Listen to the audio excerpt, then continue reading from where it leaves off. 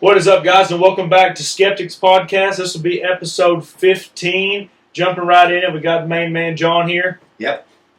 And then we got our first guest coming back for a reunion. Y'all know him. Y'all love him. We call him Grant Smith, but y'all probably know him as Grant Carey. Good to be with y'all, man. Yes, sir. So, jumping right into it, something that me and him were both wondering. So, we know that times are getting wild every single day. So, yeah, that ain't no joke. So, for someone like you, what is something, if anything, that keeps you up at night right now? Well, that's a good question. To be honest, let me back up. I hate that phrase. I try to make myself not say that phrase because it annoys me so bad, because I hear people say that all the time, and I'm like, so, or would you be lying if you didn't say that? Right. You know? So I try not to say that phrase. That, and at the end of the day, I hate that one. But anyway, at the end of the day, I hate to say this simply for the fact that people are going to be like, yeah, you know, Kamala getting elected. You know, I mean, that. Might as well say it now. We're John, you want to give the news? I'll give the news since Dylan's hyping it up. We talked and we said, how do we say it? The Skeptics Podcast endorses Donald Trump. Yeah! Okay. I thought that might be the way he wanted to go about that. I like it. Make sure we have it done proper. John Boy, you heard his answer. You know that I get into the politics game pretty hard now. Is there anything that keeps you up at night that is maybe related to that, or maybe not related at all? Not really much these days. I feel like to try to keep myself from having too many worries, but I think just the state that we're in currently as a whole, because no matter which way it goes, I feel like there's so much extremism on both sides that I'm curious to see how that plays out. I agree with you there. Now, let me redact my statement a little bit, because it was a little bit tongue-in-cheek. I mean, but My line's up perfect. because as you can see, I'm a big Donald Trump fan. You're right though, because I told somebody the other day. I said I think the situationally, it's going to be worse if Trump wins. I really feel that way, because I think, and like I said, there's extremists on both sides, but I think you're going to see more of the violent reaction if Trump wins, and the denial if Trump wins. And people, I mean, look how people reacted in 16. Mm-hmm. You know, crying and screaming and hollering and burning stuff. I mean, you know. So I feel like if that happens again, you're going to see it way worse if Trump is elected then. And all that being said, he's in control. So, you know, I think we'll be fine. We'll go back. If Kamala gets elected, we'll go back to work. We'll do our thing and figure out how we're going to win in 4 years, you know, and how we win midterms. So, just redact what I said. Right. I'm not really losing sleep over it, but at the same time, I hope Trump wins. Right. But that's what's on your mind. Yeah, you know, I'm following what you're saying. Let's say, because I totally believe what you're saying as well. I really hope Trump does win, but I can see how it can create an uprising through certain kind of people. What is the best case scenario like on what we should do if that happens? Like, is there anything that we can do? You know, Like, say election time comes around, Trump wins. The next day we hear some people getting frustrated, whether it's riots again or burning down some kind of businesses or anything. And none of us here, I don't think, want to combat that with violence. oh, absolutely not. So it's how do you well, I guess this is a better question. Is there anything Trump could do that would deter that a little bit more? Since it's coming from the other side, I don't think anything he said would make a difference. I really don't. Because they don't hear anything he's got to say. And there's those that would say, well, January 6th, he could have told people, which he did, but I don't want to get into all that. I'm sick of people talking about it. But yeah, I don't think if it's coming from the left, I don't think there's anything you can say that will change, until they got the result that they wanted. As far as us, I think, you just don't confront it. I guess hide your MAGA stuff and wait till it's over. I don't know. For sure.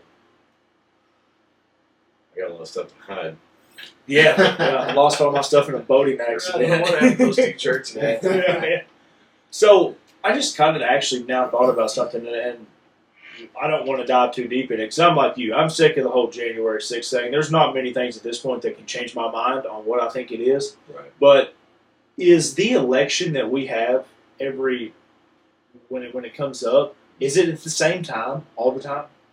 The presidential election? Is it in November all the time? Yeah, November. Yeah. So I never actually thought about where everybody throws a fit about the January 6th thing, and that was what 2 months after we figured out who the president was. Yeah. That means think about that. You talk about if it was really people that was so upset with the system because Trump didn't win. Why didn't they do something literally right after that? Why wait 2 months to then I'm going to go in the Capitol building when someone unlocks the doors and walks me through there? Yeah. And why not just do that 2 weeks after the thing if you're really so upset about it? I mean, that's like saying, say I found someone that took my trailer, but I'm going to wait 2 months before I really go throw a fit about it. But what if they were seriously angry? Like if they're stewing on it enough for long enough, that could push them to travel all the way there and go through the trouble. Because you got to think, you had to travel there and stuff. A lot of these people. You know what I mean? Yeah. So if you've been stewing on it that long, then maybe you have enough drive. But I see what you're saying if we're talking about the specific singularity of the Capitol building. But, why not somewhere else? If I remember, and it's been a while back, but I'm trying to remember. And was this one of those moments to where we, didn't know really who won until, another month behind? Because I feel like it kind of was that. But I felt like it had been pushed back. And they were in the act of still processing it. Behind. Right. Yeah. I think they basically said, unofficially, Right. if I remember right, Biden won. Right. And then people were like, no, that can't be, even Trump was saying it can't be right. So then by that point, if I remember correctly, they were about to certify, make it official. Right. And so that's why they were in Congress. That's right. To certify, because I think Pence was in there. Yep. And he was going to, he had a chance to say, wait, stop. Right. He didn't. And so then that's when they were certifying it, making it official. And that's whenever all the stuff went down. I have my doubts as to, how many of those people were actually just mom and pop there, protesting or whatever, Right. But that's a whole nother thing. But you make a good point, though. I'll wait till that point. I've never thought about it. Yeah. I mean, I can see. I guess we're going to wait until you can really get the fumes going, I guess. But when the guy that, unless somebody specifically told these dudes, "Hey, we're going to rush in the Capitol building," I don't know how they could really blame that on Trump for saying that. Right. I mean, even if, just like when he got shot recently, and he put his hand up in the air saying, "Fight, fight, fight." We're all guys, I'm pretty sure, that's voting for Trump. None of us was like, "Hey, I'm going to go grab my AR and just take over the government." I don't think that's what it was in turn him saying. Yeah. It was just more of, "Hey, let's come together and try to vote in him as somebody that we believe in." Well, ever since January 6th, and listen, I'll talk about it because it honestly pisses me off. But to be honest about it, they said, "Well, we got to turn down the rhetoric. We got to turn down the rhetoric. All this talk, and it's getting everybody all worked." So Obama used to say, "Wait up," And they say, well, that's what's causing things like January 6th and all this. But yet, you've had ever since, I guess, Donald's first term, and then, now, people calling him Hitler, people saying he hates black people, and all this other stuff. Constant. It's coming. They just mentioned Hitler like 2 days ago about Donald Trump for some reason. Yeah. I don't know why. And they've tried to kill him 3 times now? Yeah, 3 times, I'm pretty sure. So who's turning up the rhetoric here? I mean, you keep calling the guy Hitler, and he hates black people, and he hates gay people, and all this other stuff. Somebody's going to try to kill him. That's a good point. It's like, holy shoot, that's a good point. You think about it. Yeah, it's gaslighting. They want to say he's the one turning up, the rhetoric, and it's them doing it constantly. And then they try to shoot him. It's insane. It's absolutely insane. Yeah, because unless you really know the guy, all the influence you're getting and hearing about him is on the news, which most news channels now ain't really that vetted for much things. right. So, I mean, yeah, what's to say that you're just somebody in your living room and you see all this stuff and you're like, dang, that's a bad guy. Exactly. So, I mean, the form of manipulation that is nuts. I mean, if you sit there and think about it. And somebody sits and watches that stuff all the time. All the time. It's on repeat. So. Man, that's a very, very good point. I actually never thought about it like that. So, we're trying to get a friend group together we're all going to go vote with each other. Awesome. So, something that I was kind of just interested in was our duty as Americans is to read the policies, find out what works best for our family, our community, our friends, and then vote off of that. It's not even necessarily voting off the personality of what somebody has, if they like to go fishing or they don't, whatever it is. But I think we're pretty clear on our duties as Americans. Do we have any duties as Christians to vote? I've always wondered that.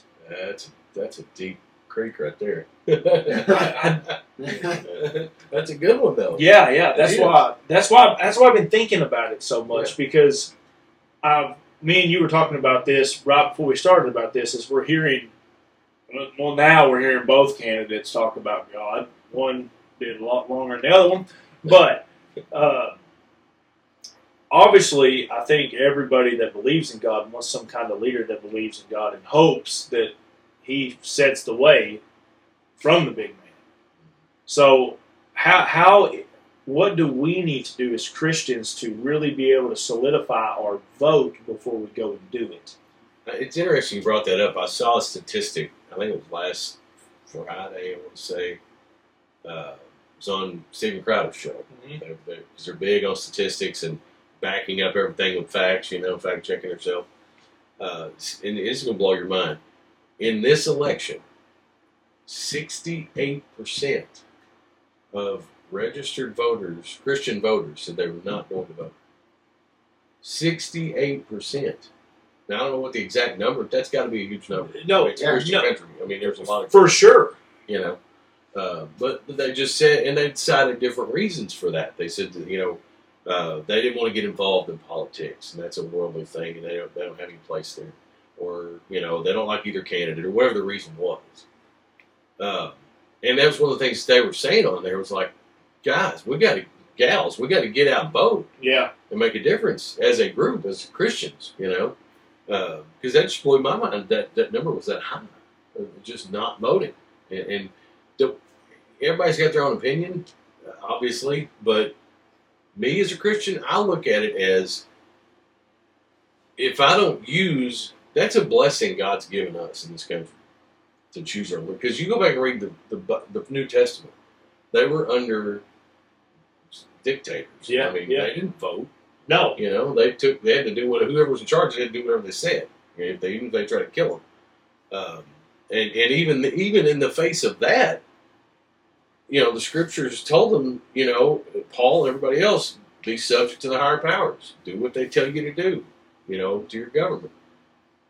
So we're given something in this country that we can choose our leaders. Mm-hmm. We can affect change and the people that not tell us what to do, but make our laws. It's a huge blessing. So if I don't take the opportunity to exercise that right, given to me by God, let's be honest, then I don't think I'm doing my duty that I should.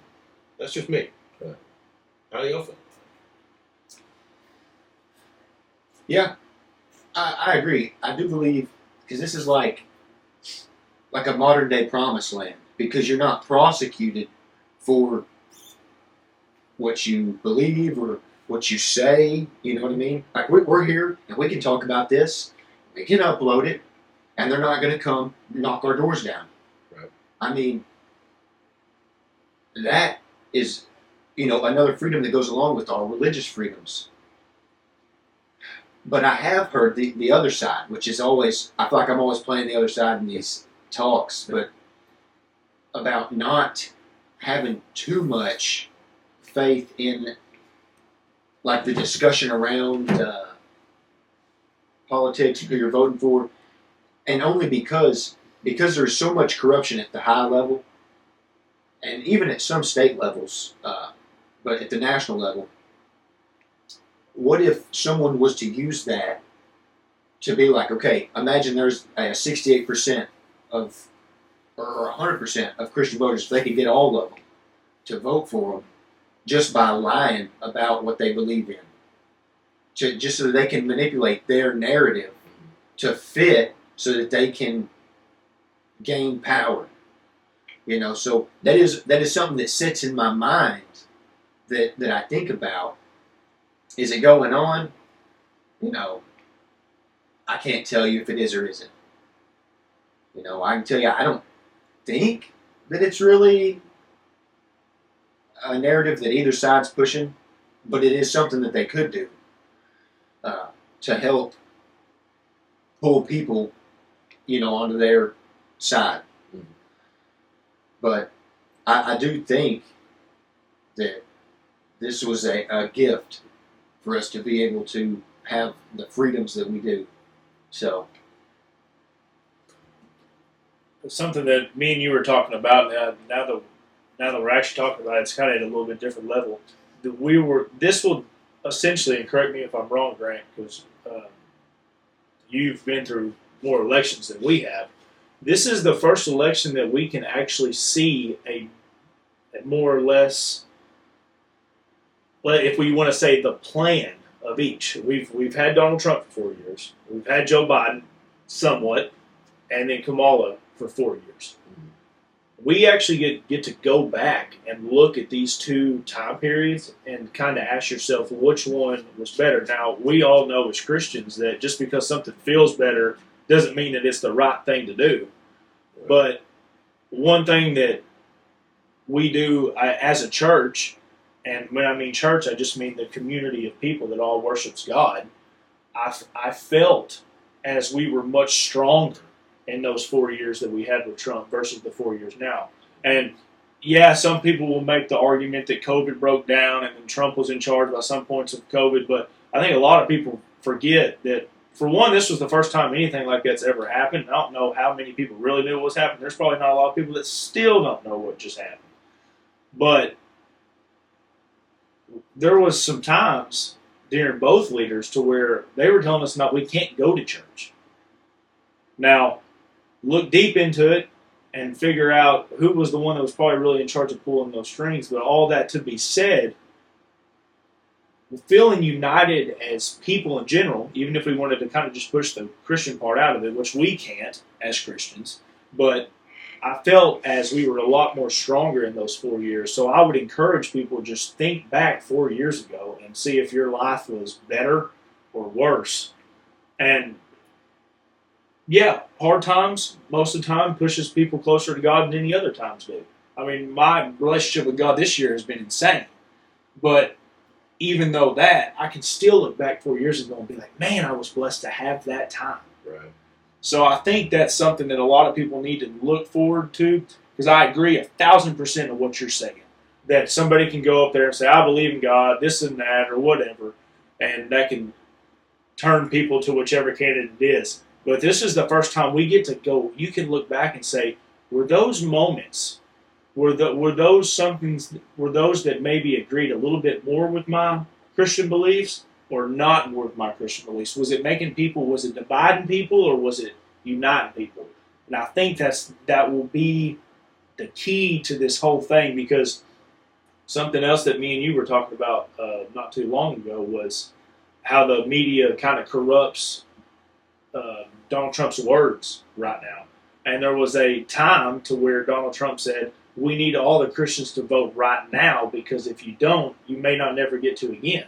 Right. And a lot of people took that and twisted it like something just wild stuff was going to happen. But if you actually look back into it, I think more or less is what he was saying is, if we get the amount of immigrants in that we continue to get in and they overrun our population, I mean, they're going to obviously vote for the person that let them come in. Right. So that's the only thing I would say is just kind of really sit back and look at the timelines that we've had of both things and see which one kind of plays out a little bit more. And you can probably see it now in like some of the policies. You could probably look at and say that looks a little bit more, that agrees more with the Bible what this says, because nobody's perfect. Right.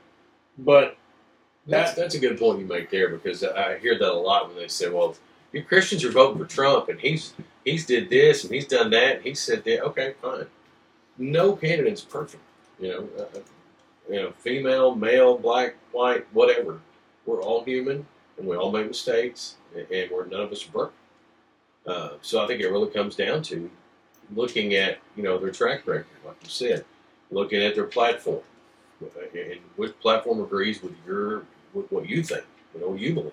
Mm-hmm. Which one of these fits better? And I was trying to think in the times since I've been able to vote. I don't think we've ever had that situation where you've got both of them having been in control for 4 years, and because usually it's one's been there, one hasn't. Mm-hmm. And now we've got a really cool situation, kind of, because you can go, well, how was it when he had it? How was it when she was there? Which and weigh it out. I mean, I think that's one of the things that annoys me more than anything with her running, is saying, we're turning the page, or we're not going back. We're going back to what? You've been there for almost 4 years. That's right. So we know what went on, and I've even heard the excuse now, well, she was the vice president, so she didn't have a lot of control over it. Really? I mean, I'm with you, especially in that we were talking about how hilarious that 60 Minutes was, or not 60, not the one with Brett Baer. Fox. Fox. And he asked that exact same thing. He said, hey, you've been here for 3.5 years, about to come up 4 years. Why didn't you do anything? And her answer was, Donald Trump was running to be president. And we're like, what? Dude, I've never seen anybody that hated the other candidate so bad. Yeah, for sure. Remember. I mean, because it's not... Even the people, and I hate to admit this, but I'm addicted to TikTok now, mm-hmm. which drives me insane, but I enjoy it so much at the same time. And mainly it's just to piss off liberals, basically. Yes. Awesome. Because I go through and comment on their stuff, but anyway. And there's other videos on there too, but one of the things they keep saying is they're all telling me why they're not voting for Trump. They're not saying why I'm voting for Kamala. It's why I'm not voting for this guy. Or I'm voting for her because if that guy gets it, I'm not going to have this and this and this. That's a good point. And it's all negative towards him. And I'm like, yeah, but why are you voting for her? Because I'm voting for him because I hate her. Right. No, I'm voting for him because he did it for 4 years and he did it well. That's why I'm voting for the guy, for him. That'd be a good thing to encourage liberals on TikTok is write why you're voting for the person that you're voting for. Don't write anything about the person you're not voting for. It shouldn't even matter. Yeah. Just give us some bonus points on there. And I've even been stupid or brave enough, I'm not sure which, to jump into the lives with some of these people that say, you're voting for Trump, why? And of course I've gotten shot down and talked over and kicked out most of the time because they're not going to let you talk. But it's so rabid. It's just so rabid. And it does seem like one side is voting for somebody that they believe in. The other side's voting for someone because they hate the other guy. Yeah. That's a very strange... I would actually really enjoy, someone coming on this podcast. I'm not even lying. enjoy talking to somebody that has like a really big mutual hatred for Donald Trump, and let's talk about it. Now, don't come on here and over talk us or anything like that. But if there's something you think he did wrong, I'd like to see why you think that is, because maybe you're right on something, and I've never thought about it. But yeah, just encourage people actually saying the things that they believe in versus the ones they don't believe in. And another thing that bugs me is that, I want to say to these people that are supporting her so vehemently, where were you in 2020? Mm-hmm. So true. Because she ran for president before she was vice president, and didn't even make, didn't make fifth place. She didn't make 10th place. She barely got any votes in the primary. It's true. And was out. And then he pulled her in as VP. So why didn't you? If she's so awesome, why did you not vote for president then? Yeah. But now she's the best thing since sliced bread. Even though she's the candidate that's there without any votes now. Yeah. Because we just got rid of the old guy and just pushed him off in the corner in a wheelchair and said, yeah, we're going to put her in. No votes, no nothing. I've wondered, and I'm not smart enough to really know that. Is that can you do that? I mean, I guess you can technically because the delegates voted, for her as the nominee. Yeah. But there's a lot of people that argue they should have had at least a short primary, right? And said, we're going to pick from this, these three people or whatever, and let people decide, because honestly, if the Republicans had done the same thing, I think I would have felt weird about it. Yeah, for sure. Like, wait, I didn't get a voice. I don't want that dude. I voted for this guy. Well, imagine you being Ron DeSantis and you're like, I don't even get a chance. Like, right. they're just going to throw Donald Trump's VP in, or his old VP, or whoever he wants to be. Yeah, I can see how that would be. It doesn't. Goes back to what we were saying before, though. I don't hate the guy, but I'm like, why don't I get a chance for that? Right. I wonder, going back to that statistic of like 68% of Christians said they're not voting. I wonder if that has something to do with it. If there's so many people out there and they're like, Kamala, she ain't bringing nothing to the table. But Trump, they don't like him. Right. Okay? I'm not going to say, hey, but let's say they don't like him. They're like, I don't want him to be my president. And so they would rather, instead of like bashing one or the other, they just go, you know what? I really don't like this candidate. This candidate I don't really like either. I'm just out. And I know your point, which is, well, you need to pick one that's going to be best for you, even if it's not great. Whatever's going to work the best for you. Well, no, but I think that might be where that number's coming from, if that makes any sense. Yeah. There's people out there who's just like, you know what? I'm just going to stay out of it. Yeah. Yeah, they said, I'm just going to do my thing, and I'm going to let it play out. Because really, either way, I don't know how. I have a hard time believing that it's going to be just 100% terrible. Now, yes, we live in more of a rural kind of area, so we are fortunate because I think that plays a large factor. We don't live in these big cities. Oh, yeah. But, like, I have a hard time believing it's going to be really bad either way. Like, don't get me wrong, I understand, like, 4 years and all that, but I mean, like consequences. Like, oh, this guy gets elected or this chick gets elected, we're going to have riots and, this and that. And then, now, on the other hand, dealing with taxes, inflation, et cetera, that's a different beast. Like, the actual policies and topics at hand. Right. But I think a lot of the fear-mongering that I see is why a lot of people don't want their hands in it. Is because they're like, these people who are going to act a fool the first 6 months or whatever, they want no part of that. Right. Good point. The only thing that I would combat with what you're saying. Oh, yeah. Bring it. I agree with everything that you're saying, 100%, except I think you're missing one thing. Okay. And we don't have a percentage on this because I don't know how you present the situation. But let me just ask you this question to start with. Yeah. And I'm anxious to get your opinion on it as well. Do you believe there is a higher chance that we get in a war with a different country with one president than the other one? I don't mean like conflict here, like riots and all that stuff. Because I think I agree with Grant on Donald Trump getting elected. But I've never really been taxation's theft. I'll say that, but you won't be able to change it probably, right? Really, that we can do it. It's like crack. They got too much money coming in there. 1,000%, 1,000%. But that's the only thing that really kind of tickles my fancy is the conflicts that we had in war. Because Donald Trump, the 4 years we were with him, we didn't have any major wars. I mean, there's people that try to present the proxy wars and everything. I'm sure there's those going on everywhere. There's a war in Chicago every day with gangs. Right. But and then now we got Ukraine, Russia. Now we got Israel, Iran, Hamas, all them. North Korea now involved with Russia. North Korea now involved with Russia.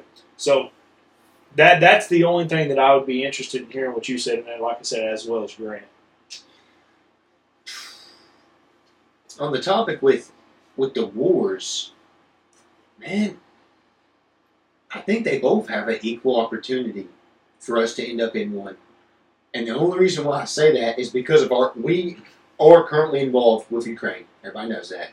Everybody knows that we just sent stuff over to Israel, right? So those people are watching, wondering who's going to get in there. And no matter which one it is, they both are going to have a military advisor. Okay? Now, whether they listen to him or not, that's, you don't know. Because some presidents do, some presidents take more of their advice than others, some presidents don't at all. It just depends on the individual and how they feel on the subject and whether they're subject matter expert, as they would be, how they feel about what they're feeding them. But, like, one actually breaking out and us having a major involvement, I don't know if we technically can control that because we're already sending stuff over there. I don't see it just stopping. You don't think we just cap it? I don't think either one would. Because I do believe, as I've said many times, a great war machine is a profit house. No, I agree with you on that part. And so, whether I think actually there might be more of like a cover up. Like they're like, oh yeah, we're slowing down funding. You know what I mean? They may say something like that, like, oh, we're not funding as much. But let's say they send $1 billion and now they're only sending $750 million. You know what I mean? Yeah. Oh, we're cutting back, but they don't tell you how much. Yeah. So it makes you feel better. Oh, great! We're not sending U.S. dollars over there no more like we were. But it's still how much it's in a black budget that we don't ever see. Right. Yeah. Right. They're $10 billion. It's actually 25. That's right. Yeah. What they're publishing. So, and so I feel like we may have more of that happen, but I don't know. Just with the way I feel like things are heating up. You think there's a chance? What's the percentage the down payment, let's call it, changes? Is there a higher percentage that Kabbalah creates a down payment, or is there a higher percentage that Donald Trump creates a down payment? I mean, did you see Lozinski's face after Donald Trump? Have you seen that? Yeah. I made a meme about it. It's the funniest thing ever after they got done talking. It looked like someone just stole all his Cheerios. He's like, my money's going to stop. What? Throw a picture up. It's absolutely hilarious. But I don't know, because I think... So I think there's two ways to look at it for both individuals. I think there's the mindset that Kamala's weak and she's not going to do nothing about it, or she makes a big play that's going to like boost her reputation and career value, right? As in like, oh my, like if they really play up, like the people are dying, etc. They're showing that, and then we are helping save those lives. You can look at it that way. Yeah. So one way it's like money going out, and we end up in a war. that's costing us, or a war started and we're going to go be the hero. Yeah. I feel like that's the two narratives that they would push with her. With Trump, I think the two narratives are, because I have heard people say, like, he does get hot-headed, right? So they could push the narrative like, oh, he said, you know what? You're going to, disrespect or this or that, or you think that we're not man enough to jump in there, and then we get in a conflict, and that's going to be the narrative they push. Or things continue like I'm saying, or whatever, and it's like, his flip side would be, well, it's not as big of a loss because we're placing tariffs and this and that. We're controlling better what's being sent over there, and so we don't like it, but we're doing a better job. Right. And I think those are the two narratives. Either it's going to be like, oh, he just, he got hot-headed and we jumped right in, or it's like, well, we're playing a slow game. It's still not good, but we're doing better.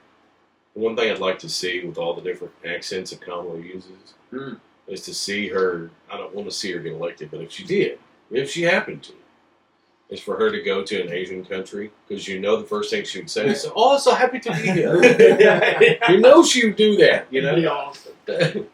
No. To your point though, John, I think a couple of things. One being, I can't understand.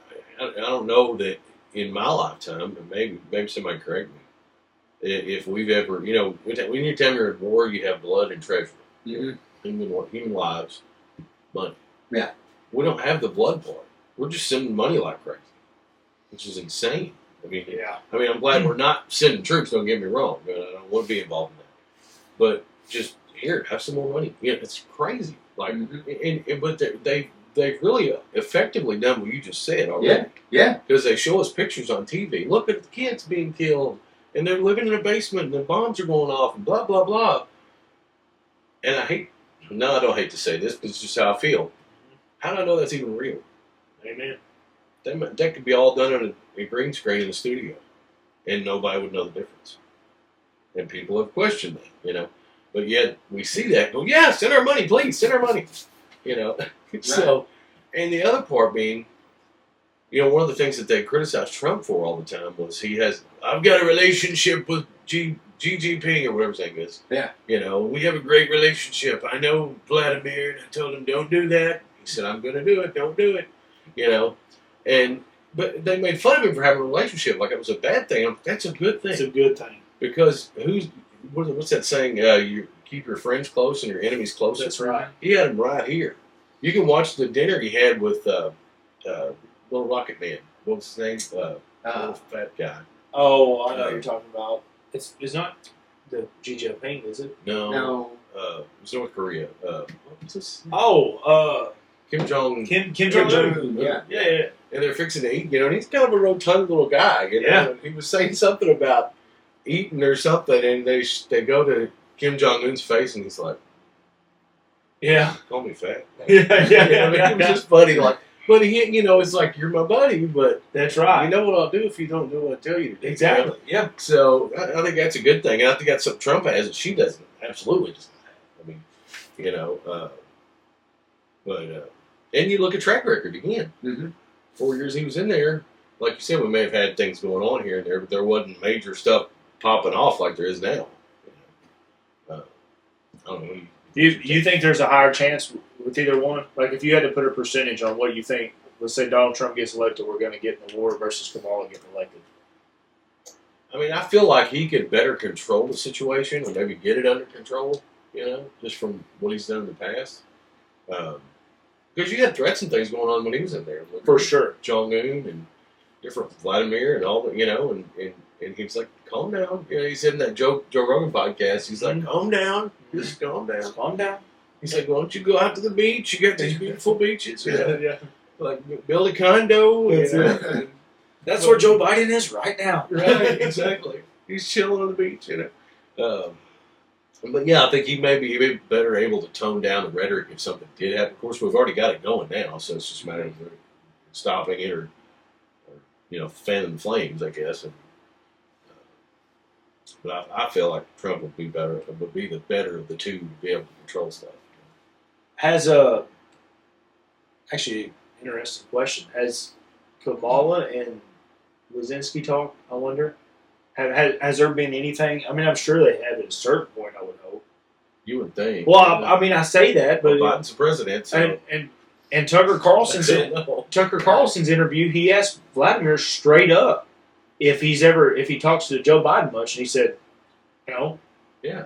So I'd be interested in that. And how does that even work? I mean, how does Donald Trump come in and have a talk with someone when he's not in charge? Yeah. Well, same thing for Kamala. Yeah, for sure. Saying, like, she's the president. It's like, wait, this whole guy's over. Yeah. He's the president. Where's he at right now? And he's like, well, it's so true. Somebody It's like said that Joe. cat your brother showed me. I'm glad. I just recently learned about all this stuff. His brother is like big on the brain rot stuff. He'll look at me and go, "Oh," and I'm like, "What are you talking about?" It's about the cat. But that's I wonder, would it do any benefit to every country if we were able to if they were able to have those conversations open and honest to where we could see them? Obviously, there's got to be some backdoor because there's privacy stuff, I'm sure. Right. But, I mean, that would be very interesting if Lizinski and Kamala both sat down and they were going to have a talk on kind of how this was doing. And let's get down to the facts here. I mean, I think a lot of things we hear, it sounds like, at least for me, I'd be interested in what y'all have to say, that every time I hear about it, it makes it sound like Ukraine's winning. Yeah. And like Ukraine versus the size of Russia. I'm like, how is this even possible? Right. And as of now, I don't think we're sending any of our troops over there. So they're not gaining any new people. Is there anybody else that is supporting Ukraine like we are? Not to my knowledge. It's one of the things that bugs me is I keep hearing that, you've got all these European countries that are right there. Yeah. It's like, why aren't you guys ponying up? It's true. Come on. Like, why has America got to be bail everybody out all the time? Why we got to pay for everything? I mean, It's pretty interesting. Yeah. I mean, like statistically, how do you win?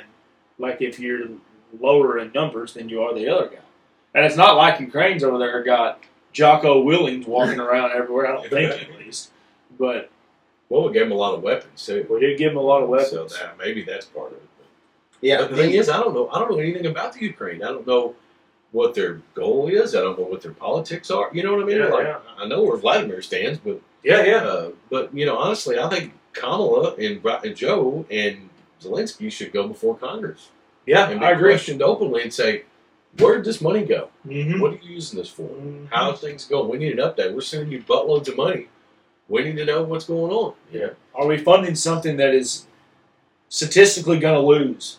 Yeah. And I mean that sounds terrible for the lives of everybody that's over there, but I have a whole other thing on the whole Ukraine thing that is just I think they can get deep into all that, but that is very interesting. So a little bit on it.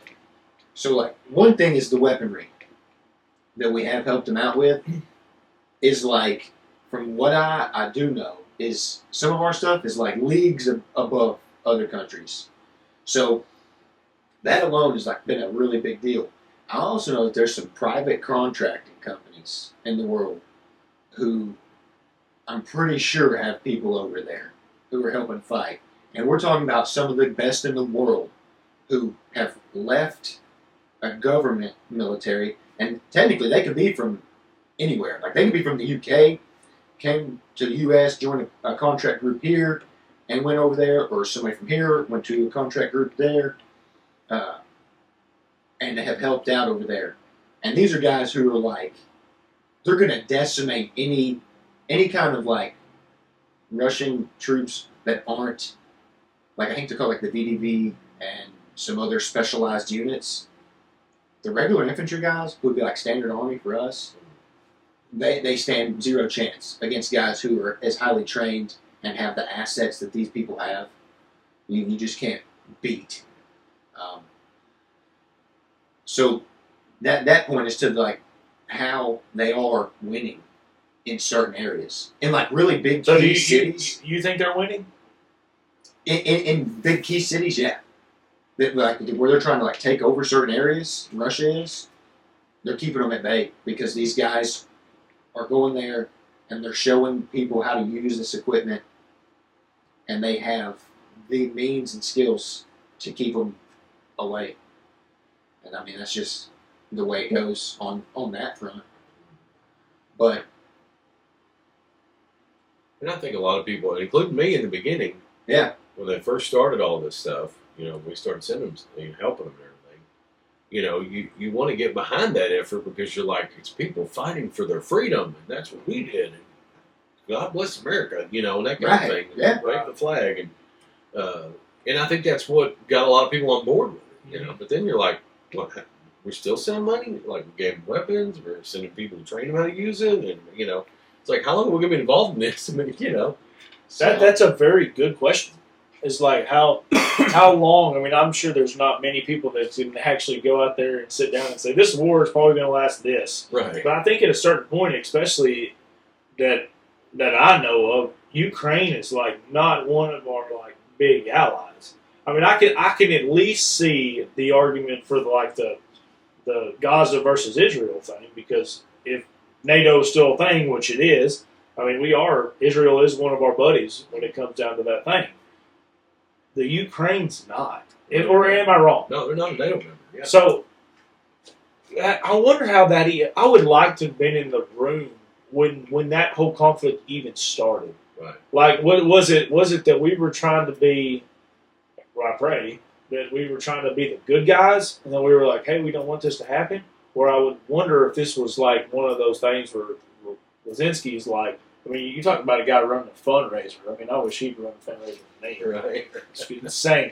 But if he came over to us and was like, hey, we have the same values as you guys do, which I don't know if that's true, and we would potentially like to be in NATO one day, so is there any way you can help us out? I'd like to know which one of those it would have. And they tried to put them in NATO. Why won't they? That's what I want to know. Why would they not? They would vote as a member of NATO. Why? Good point. Like there's this little scared country that's getting beat up by Russia. Why would NATO not say, "Come on, we'll help you"? That's true. So I actually did some research on that when this broke out because I was curious, and I think that's part of the reason why some of it got started, as there was talks of Ukraine looking to join NATO. No, I believe you on this. And so they were like, if we can keep them from becoming a part of NATO, that would be beneficial for us because they're our next door neighbor. Right. What the talks were from like reports or whatever that people were getting from Russia supposedly. Yeah, because Russia really didn't want them to join NATO. Right. No. And so that they were like, well, if we start a conflict and they're not in NATO, NATO can't technically like actually step in like officially, because then that's starting an all-out war with Russia, because now NATO says, no, we're on their side and we believe they're in the right. And so that's where I think it's interesting, and that's why I'm curious on the funding thing, because I'm wondering if other countries did start to give money, do they consider that now a NATO decision? Because now it's not just one, it's a multi-country who are connected, making these efforts. And how does that affect our relationship with other NATO? Which personally, I'm like Trump on NATO. It's like, get them out of New York, tell them to leave. Yeah. We don't want any part of it. Yeah. I'm with you. They're against everything the United States stands for. They hate Trump. Mm-hmm. They hate democracy, or they hate our way of government. Yeah. But if you're going to be in that group, it makes you wonder, how's that going to affect our standing with those other countries at all? Right. We're just giving them money left and right, like I'm trying to think of a good comparison. But Yeah. We're just giving them money like crazy. I mean, and they're not a NATO member, so it's kind of a weird situation. So. Yeah, and I think the war in the Middle East it's particularly interesting for the fact that it is religious based or faith based. Oh yeah. And so, like you can't deny that. Like one group believes this, the other group believes this, and so this group believes the other group is so wrong in their belief system that they're gonna kill them. Well, the Israelis technically have a more similar to our belief system, whereas like the Hamas group and those don't. And so it's very interesting watching how that's playing out, because I think from a more religious standpoint, it would be easier to pick a side because that's like our holy land. And so if they're going to try and take it over and have something that's less of our belief system, I mean, I think that plays a part in how you would feel about it. I agree. This made me think of a different question for Grant, because how do I word this? Is there anything that is in the Bible that, how do I say this, that really should make us care? And this is not me saying that I'm on Israel's side or Hamas's side. This is just actually a genuine question. Is there anything in the Bible that should make us care about that being our holy land? Because God's with us everywhere we go. I mean, That's a good point. besides, yeah, I mean, that's where he was. I mean, I understand that. That's awesome. And I'd love to see it one day, actually, without going to war or anything. But Yeah, we can go right now. yeah, definitely. Unless you're packing. That's it, yeah. Unless you're packing on us being enlisted real Maybe a quick. rocket launcher or something. That's it. That's it. But that's such an interesting question for me, and it's maybe it's because I haven't actually sat down and really learned about Israel. Because all I know, I mean, I just know Israel from the Bible and NATO. So it's like I wonder how the people that's making that argument. I'd like to see why there's. Is it just because I don't know? You got anything to say on it? I mean, It's a hard way to put. yeah. Because it's not that I'm not saying that it's less important, but the one thing that's important to me the most, I mean, he's with me everywhere I go. Right. I mean, it's not like we're in the United States and we're going to hell because we're not in Israel. Right. Yeah. So it's a very interesting.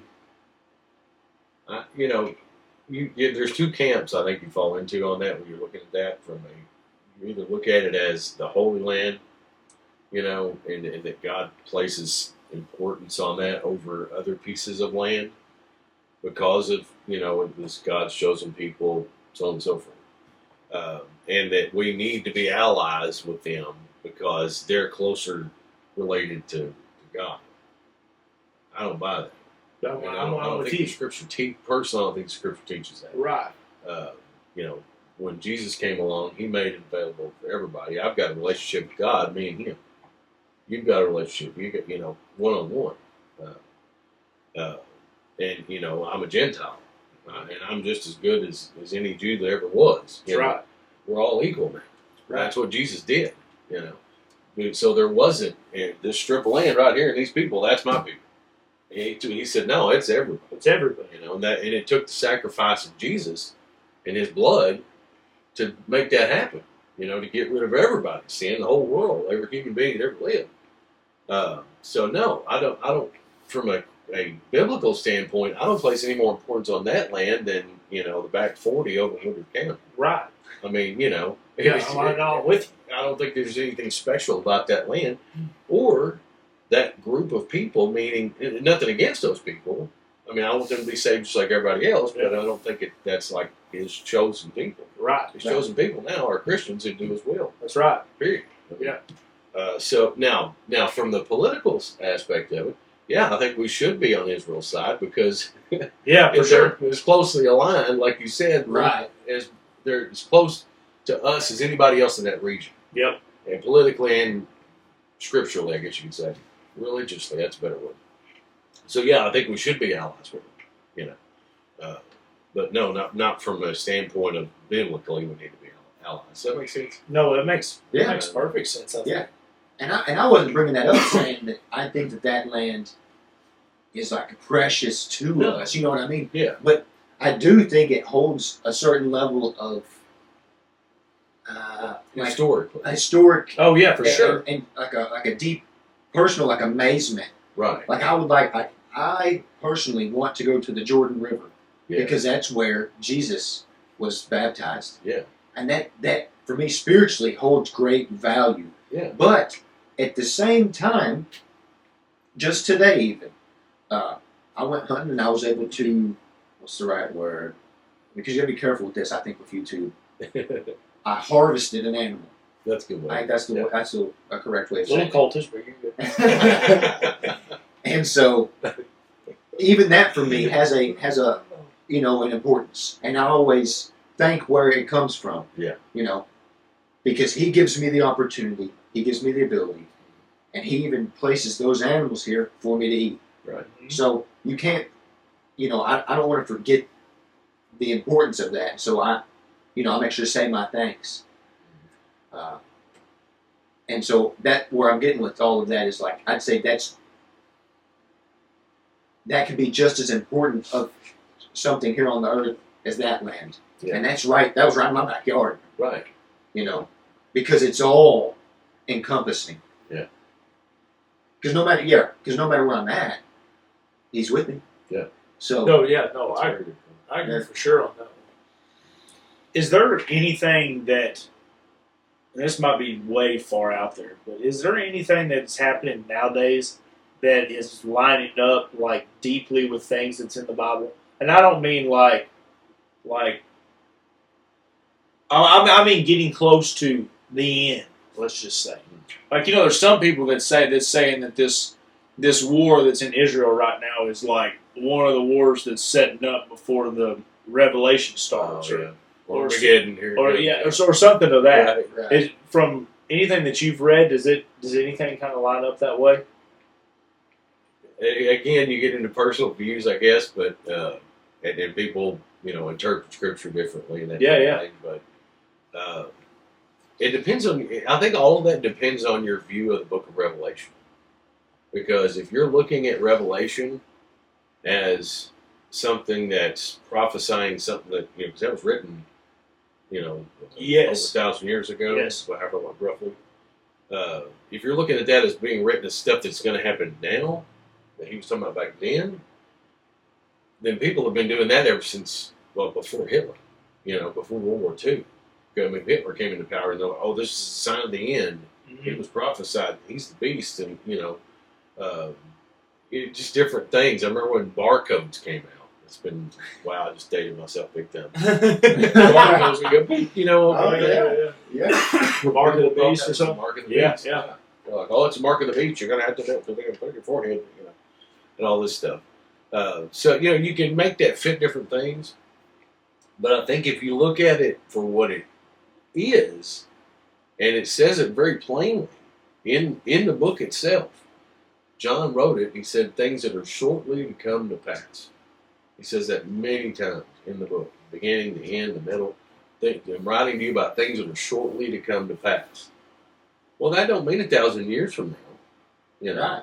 He was talking about stuff that was about to happen. This is fixing that. You don't say, something's going to happen shortly and mean 1,000 years from now. No, that's true. Very true. So he was warning them about stuff that was about to happen with Rome and with the fall of Jerusalem and all these things that were just a few years away. And warning those Christians, you better get ready, because this can be bad, Yeah. And I think it's very clear in the book itself. So, no, I don't believe that stuff that's prophesying stuff that's about to happen now. So, gotcha. And I think that changed your whole perspective on it when you look at it that way. Well, I've actually heard that before, and that's why I was interested in asking you this, because I love hearing your perspective on things. Just because I know you're not a lot more knowledgeable on this stuff to begin with for me, but it's so interesting seeing that, and it was hilarious the way that I even got on that is a YouTube video popped up saying, "Is John that wrote Revelation still alive?" Wow. And I was like, what? So I started watching this, and it was going on over all kinds of different theories and everything like that. But that is actually really good breaking down the way that you said that. I mean, I don't say something's going to happen soon, and then it'll be 10 years from now, John. Right. But yeah, it's pretty interesting. I agree with you. I don't think these are anything special. Yeah. I think if something was to happen and it was, I think I'm getting to the point now, and I'm sure everybody's different on a spectrum, that we were talking about earlier, that if you don't believe in God, you probably call it a miracle happening. But if you do, you just call it Him. I mean, Donald Trump turning his head 90 degrees so he didn't get capped in the back of the head by 223. Can you imagine Is if that had is happened nuts. on live television and internet and streaming?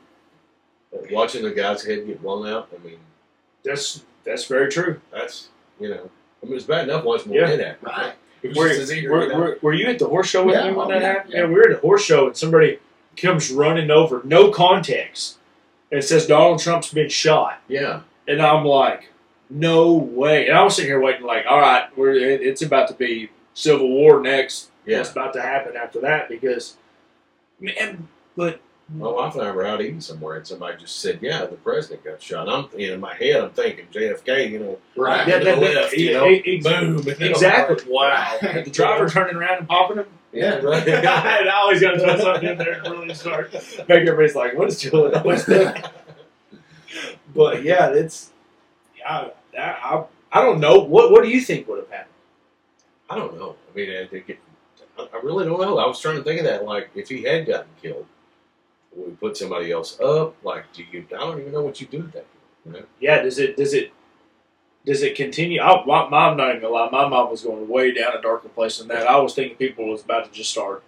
I mean, the government's no longer even existed anymore because, I mean, you can't technically blame the government for this kid doing this, but I think there was some little things in play that allowed it to happen a little bit easier. But man, I mean, yeah, just watching that on TV. And rhetoric stuff like you and I were talking about. Yeah, oh yeah, You know. for sure. Because they keep saying that Trump is the one that cranks up the rhetoric. Yeah. Gets everybody all, they're going to do something crazy. But then they're the ones that call him Hitler, and he hates black people, and he hates gay people. Yeah. He's going to be a fascist, and he's going to take away your rights, and you can't have an abortion, and women don't want health care, and blah, blah, blah, blah, blah. And then 3 people are trying to kill him. Yeah. I wonder why. Three. Because they've just constantly said, this guy's Satan. Yeah. Right. I got some guys in his basement, his mom's basement, watching CNN. That's going, it. I got to go kill Trump. Yeah, and they're using guns that Kamala don't even want. Right? Yeah. They're like, I'm going to use this because, it's kind of crazy if you think about it. Yeah. So, yeah, that would have been a very, very interesting day if that would happen. And it's like, what's hilarious now that you just said it, though? I just had some self-reflecting going on. We were talking about this earlier before you came in, too, about him essentially being assassinated almost 3 times now. Yeah. Now it's like we say that like it's no big deal. It's like, he got shot at once, he's good. He got shot at 3. If the TV just came on right now and it had been like Trump stash tip number 4, we would all be like, huh? Yeah, it's already happened before. When this dude just had his life almost get taken away in a split second. Was it the media only talked about it for like 2 days? Yeah, oh yeah, Yeah.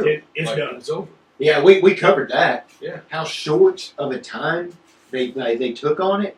We were like kind of blown away by it. Mm-hmm.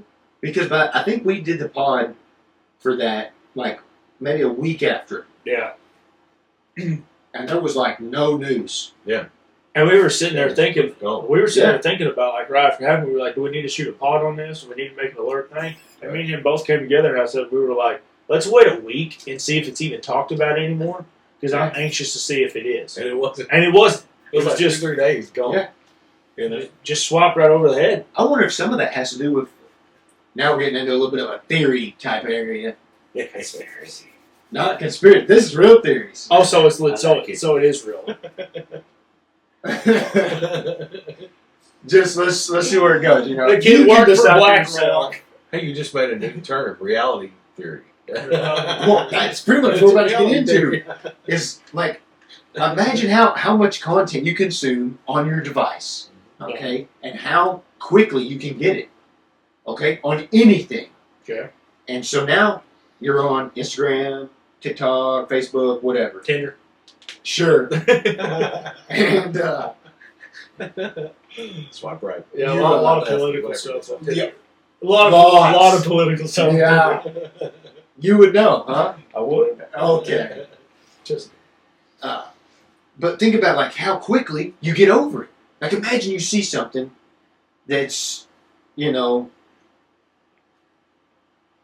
there's opening a new chicken restaurant or whatever near your town. Oh, cool or whatever. And then you scroll past it. And then let's say the next thing you see is like, oh, somebody rescues a dog from drowning. Oh, that's great, you know. I don't care anymore. Like, that's how fast you got over it. Yeah, yeah, You know? yeah. So now it's like, oh, there was an assassination attempt. That's so crazy.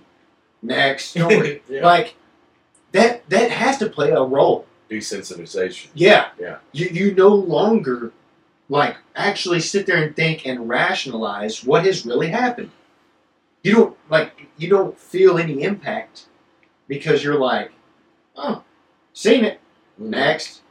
Whereas, like, back in the day, imagine you get off work, and every day, to get the information, you go buy a newspaper and you turn on the TV. You got 5 channels, and it's like, here's what's happening. Then you read the newspaper, you know, and to maybe double check it or see more of your local news.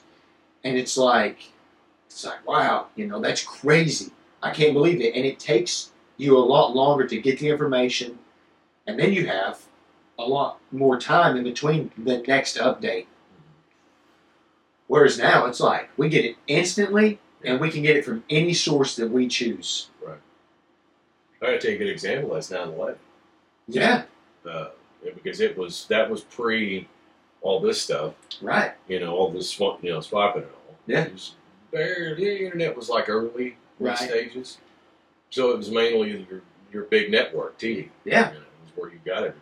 Mm-hmm. And it was wall to wall, nothing but, which, you know, I don't want to go down that rabbit hole. But Right. you know where I'm headed. But, Yeah. Yeah. but it was nonstop, wall to wall. Yeah. You know, and there were even people that called it, what was it? Catastrophe. Well, I can't say that word on the YouTube. Catastrophe corn. Oh yeah, But yeah. not to see, you know. Yeah, In other words, people were just watching it constantly, like, whoa, you know. Right. But it was there. It was like in your face all the time. You know? Right. I mean, it's nonstop. And then, like you said, if you did get away from the TV and came back, it's still on there, you know? Right. Yeah. I don't know. You just made a point I never thought about. So, you remember where you were 9/11, and you probably remember it pretty vividly. Oh, yeah. With newspapers were probably the main source still for Yeah. information. I mean, you had- internet too. You had network TV. Like, internet was like in its infancy, I guess you could say. Mm-hmm. It wasn't as like it is now, you know, and you didn't have it was pre-smartphone. So, kind of the bigger question is, I wonder how long. When I personally think like what you call it, desensitization or something. Desensitization. Yes, Yeah. that. Woof. That's a hard word to say. Yeah. I was like, that's in there, right? I think that's part of like an actual overall plan at this point. I mean, I think they're constantly trying to make people stupid, and I think you can be if you're doing this with just Instagram model, whatever. Oh, yeah. Now if you're safe to say that, I mean, I could learn all kinds of stuff on even TikTok. Heck, I was learning a couple of days ago on how to do plumbing in my bathroom. It's on TikTok. But It's about quantity, not quality. That's the thing. For It's sure. Quantity of Yeah. information. You got all these sources, but it's just getting it right. Well, not getting it right, but it's just No, getting the right no. one, you know. for sure, Because you can get great stuff, like how to fix things in your house and all this, Yeah. you know, or real news, you know, instead of people talking about Taylor Swift or whatever, you know. how But you have to filter that on your own because it's just stuff everywhere. right? Yeah. How long? And this is a question that it's hard for you to answer because just the relevancy of time. But how long was, like, we know we were talking about Donald Trump getting shot 2 days after that, it's kind of gone. How long was 9/11 talked about? Oh, Lord. Like a year? Like, Yeah. I mean, it was unreal. Because even after the initial coverage, you had a thing that came on every newscast, and sometimes not when the news was on, that had a terror threat level. And it was different colors. Like Mm. red to, I think, yellow, I forget, red, yellow, green, blue, something. Like, this is high terror alert today or low terror alert today. I've never heard this before. Oh, yeah, it was definitely on all the newscasts, like the entire time. And then sometimes, even when the news wasn't on in the beginning, they would pop that up on Chiron at the bottom. Mm. And just so people were like, oh, crap, it's high terror alert today. Something's going to get blown up. I don't know why they did that. I mean, it's like, what are you going to do about it? That was going to be my question is, what is the relevancy of that being on there? Like at that time, were they actually putting that on there to try to keep you safe, or was that like the key start of the manipulation time that was like we're going to start to try to ding ding ding? I mean that's a I've never heard of that. Yeah. I've never heard that because you would watch it and just stay constantly weed up, because you're oh my god, something's going to get blown up today. Huh? I mean, it just kept you worked up about it all the time. For sure, scared to death. I think there's another piece to this I just thought about too. Is think about the effects of the first time versus every time after. The same thing people say about having kids, right? The first one you have, you're the most nervous, and you have you buy all the stuff, you buy all of it, right? And then by the time you have a second one, you're more chill. You mellow out. You're like, oh, they'll be like fine. holding them by their leg. Yeah. Come on, let go, Billy. Yeah. Right. What if that is what the narrative is? Because that, to my knowledge, 9/11 is the only terrorist attack on our home soil. Of that scale. That scale, right? Oh yeah, we went to literally Afghanistan for that. I mean, it was bombed in the basement back in 93, I think. The basement of the parking lot. And they blew up the bottom part of it or something. With like a car bomb. Car bomb went off. But it wasn't near the, casualties and the scale of. And I'll say, like, of a organization that's like globally known, across the ocean, because like you even had we've had other terrorist acts. Like I've seen the Oklahoma City bombing. Yeah, I went to that building, which is like horrific. Oh, it's very sad. Like it's insane. What's left of that building is nothing practically. It's the craziest thing I've ever seen. I think that was in 92, 3, somewhere in there. 5. I think so. Maybe I can't remember. But man, like it's insane when you go and you stand there and witness where somebody could do so much harm and evil and bad. But yeah, what are you getting at? It's not shocking, and it's not for the news company going to make them money because it's not the first one you've ever witnessed anymore. So, like, it's not the first assassination attempt on a president. Right. There have been several for this one. So now, I wonder if that has a role in the people's mind. So what would be the goal of them doing that then? From what you're saying, like I'm saying, they manipulate you to try to make you dumber and scared. What are you saying? Are you saying the same thing? Well, I'm just saying, in general, they're trying to make it dumber, but also just make it more. More numb or like less feeling in it. Yeah. Like when JFK was assassinated, that was like a big deal. Yeah. I obviously wasn't alive for that, but from anybody I've talked to, it was like, it's a big deal. Same thing with 9/11. Like everybody remembers where they were. That's how significant it was. Yeah. And maybe that's why, even though that's so crazy to think, because I remember where I was, sitting right next to Jacob Boss, and then you were just on the other side of him whenever that person ran up and told us that somebody had shot Donald Trump. So I wonder if it's just there's so many people who are disconnected from reality. And I was thinking about it. You know how fast the ticker goes across the screen on the news? That's pretty much what we have. Yeah. They're telling us a story as quick as that ticker can move across the screen from one end to the next. But that's with everything now. as fast as they can get it in, get it out. But what's the overall goal? You think is just to make you numb? Yeah, it's like, heard it, seen it. And how are you ever going to prove anything is true, false, right, wrong, real or not? Yeah. Because there's so much crap. It's like, how are you going to prove any of it? you know? But people just take it like, well, yeah, I saw it on screen. It must be real. Well, that goes back to something I was looking at recently, and why I bought some more books here recently. Is because back in the day, it was so much more difficult to have something that you've wrote, then you have to send it to an editor, and then you have to send it from an editor after it's been looked through to a publisher, and the publisher has to agree, or they'll kick it back to the editor. Right. Before they'll even publish your ideas, whether it's fiction or nonfiction. Right. You could write a book that they know is nonsense, right? It's make-believe. And they're still going to be like, they're going to critique it before they'll release it. So I find that so interesting. And so that's why I've actually went back and bought some old nonfiction, which I'm a little bit of a nerd. I read nonfiction. But I've also really been enjoying meeting people like Grant and going and meeting people face to face and learning what they believe, what they think, and knowledge that they hold. Because I'm getting it direct. Right. And so it's a lot easier for me to tell if you're going to BS me face to face. Oh, yeah. Than if you have the ability to green screen it and make whatever you want. And it was different then because you had it printed.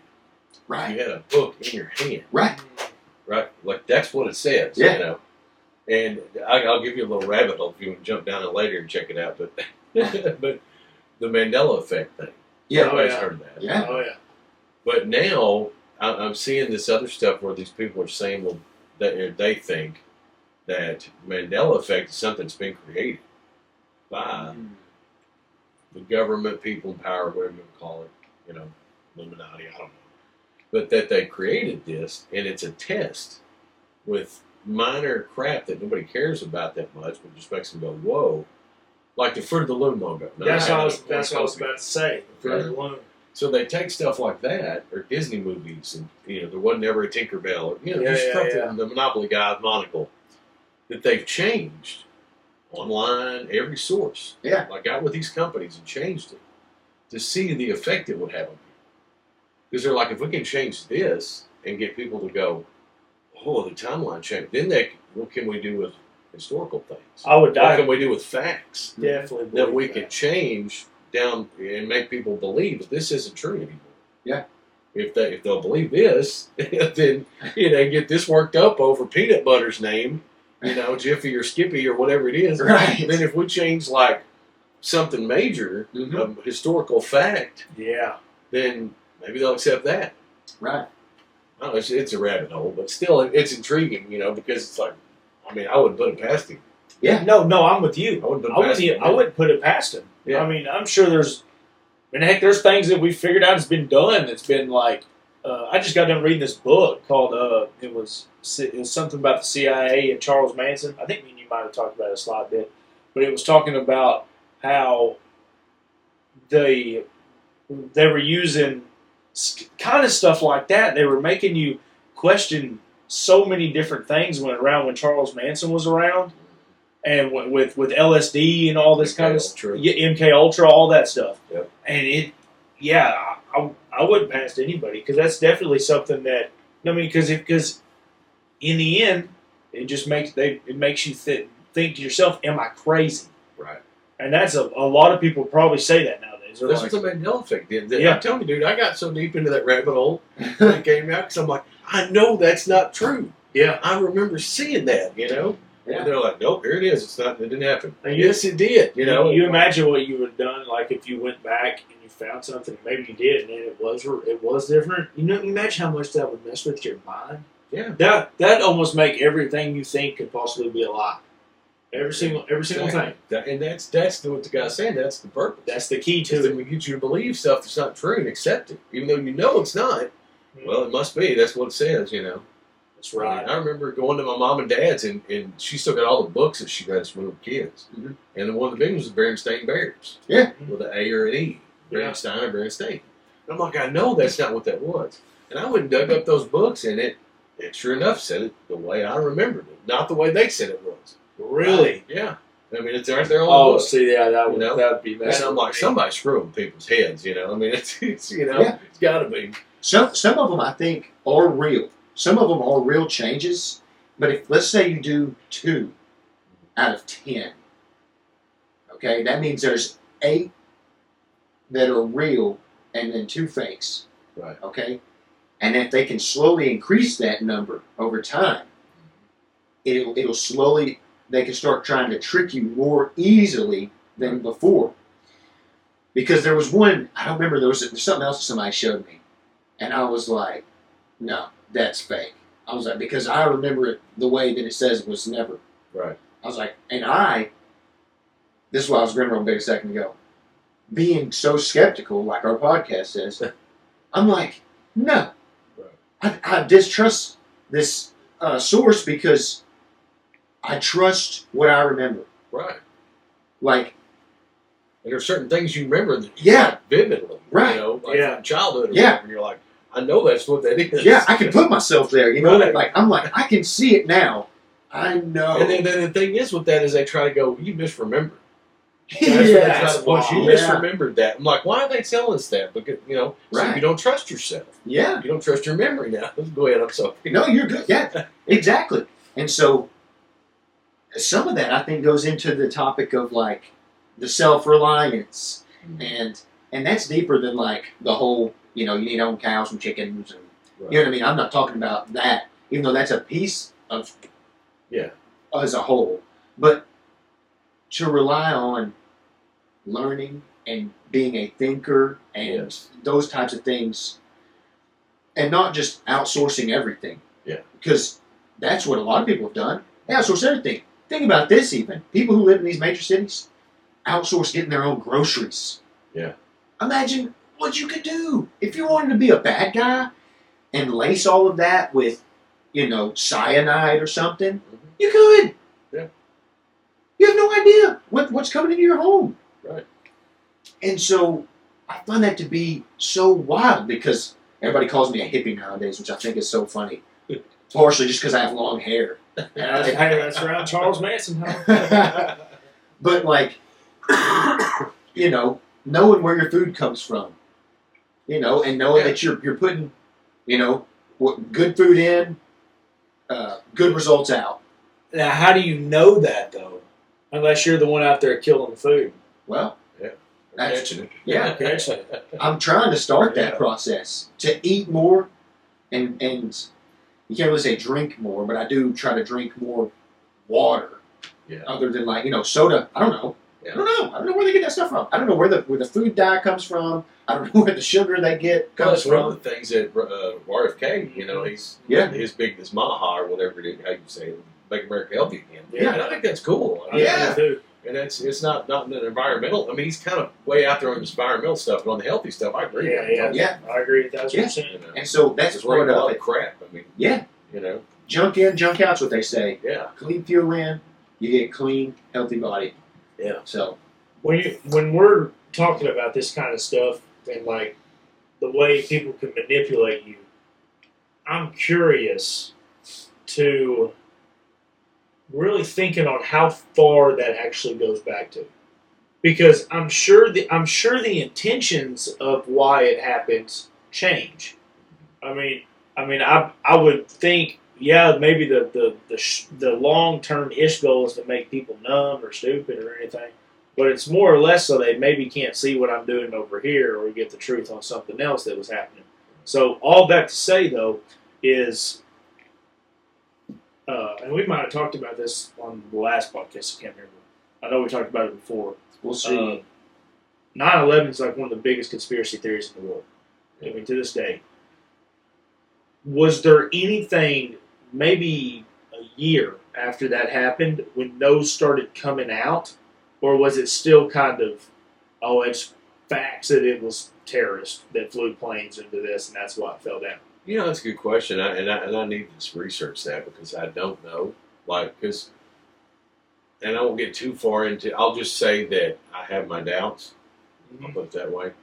Now then I did. Like I mean, you know, I was one of the ones watching 24/7 coverage. Right. Right. You know, going to the memorial events here and you know, and all that. And I'm not saying I got all the answers either, but I don't know when that actually came out, because I remember when I first heard it, I was like, "That's absolutely insane!" I'm like, what kind of idiot thinks the government would do? You know, Right. and at the time, and now I'm like, Right.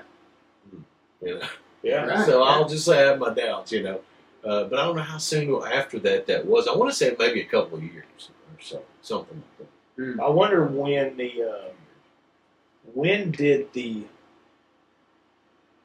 what's the right word here?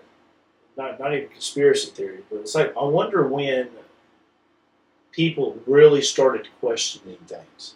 Because I would bet you say, let's put you in time before 9/11, 2001. Let's say 5 days before, or so on and so forth. What do you think the population of the United States thought the news was everything? Oh, before 9/11? Yeah, like 95%. Yeah, probably. I mean, my mom, dad watch the news all the time. Your mom, dad probably watch. I know my grandfather, grandma did, and all that other stuff. I wonder when after that, maybe kind of what I'm theorizing was, I wonder if 9/11 was like the big kicker to where somebody was like, I don't know if that was, and obviously the internet escalated it to Right. 10,000, Oh, yeah. whatever.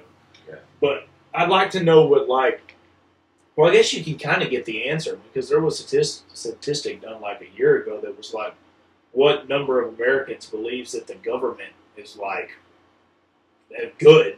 Then now it's down to like 58%, when back like before 9/11 was like 95. Right. Yeah. So it's like, I guess that's kind of your answer there. And I think probably conspiracy theory. There are more conspiracy theorists now, Yeah. probably, than there were then. You know, that's kind of escalated. Why do you think that is? Well, I think part of it's probably the internet, like you said. I mean, I think that's part of there's more information. You can research things easier. Mm-hmm. You still got to be careful on what you look at and your facts. But and I think there were conspiracy theorists then, but you know, they were living in a bus out in the woods. Right.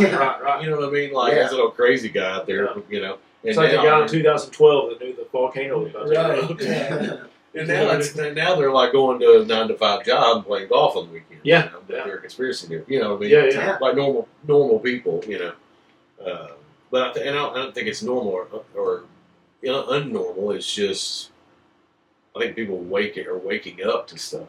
Yeah. And realizing, hey, this isn't what I thought it was.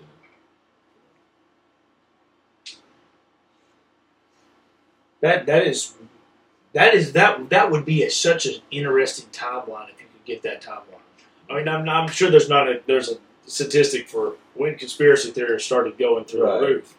But I think the moon landing was a big one too. We talked about that. No, that's true. But That's I think true. that was a big watershed moment, if you want to call it that. You know, where people either believed it or they didn't.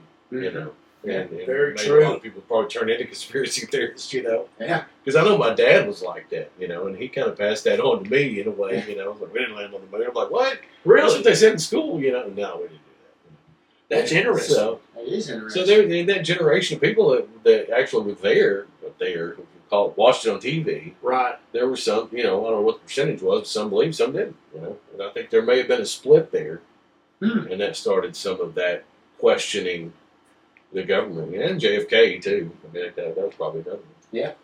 That was pre. I think that was probably. I would like to talk to somebody that was like maybe there. Like, obviously we've seen interviews, but I'd like to talk to somebody face to face. Yeah. Like, and not even ask the question, do you think it was the one guy? Do you think it was the driver? More or less the question of, when did more theories start arriving Right. versus just it was the guy that popped him in the back of the head, or I can't remember what his name was. Yeah. But that would have been a very interesting, because you could start seeing how all that, the time after things starts kind of arriving. That's because now it's like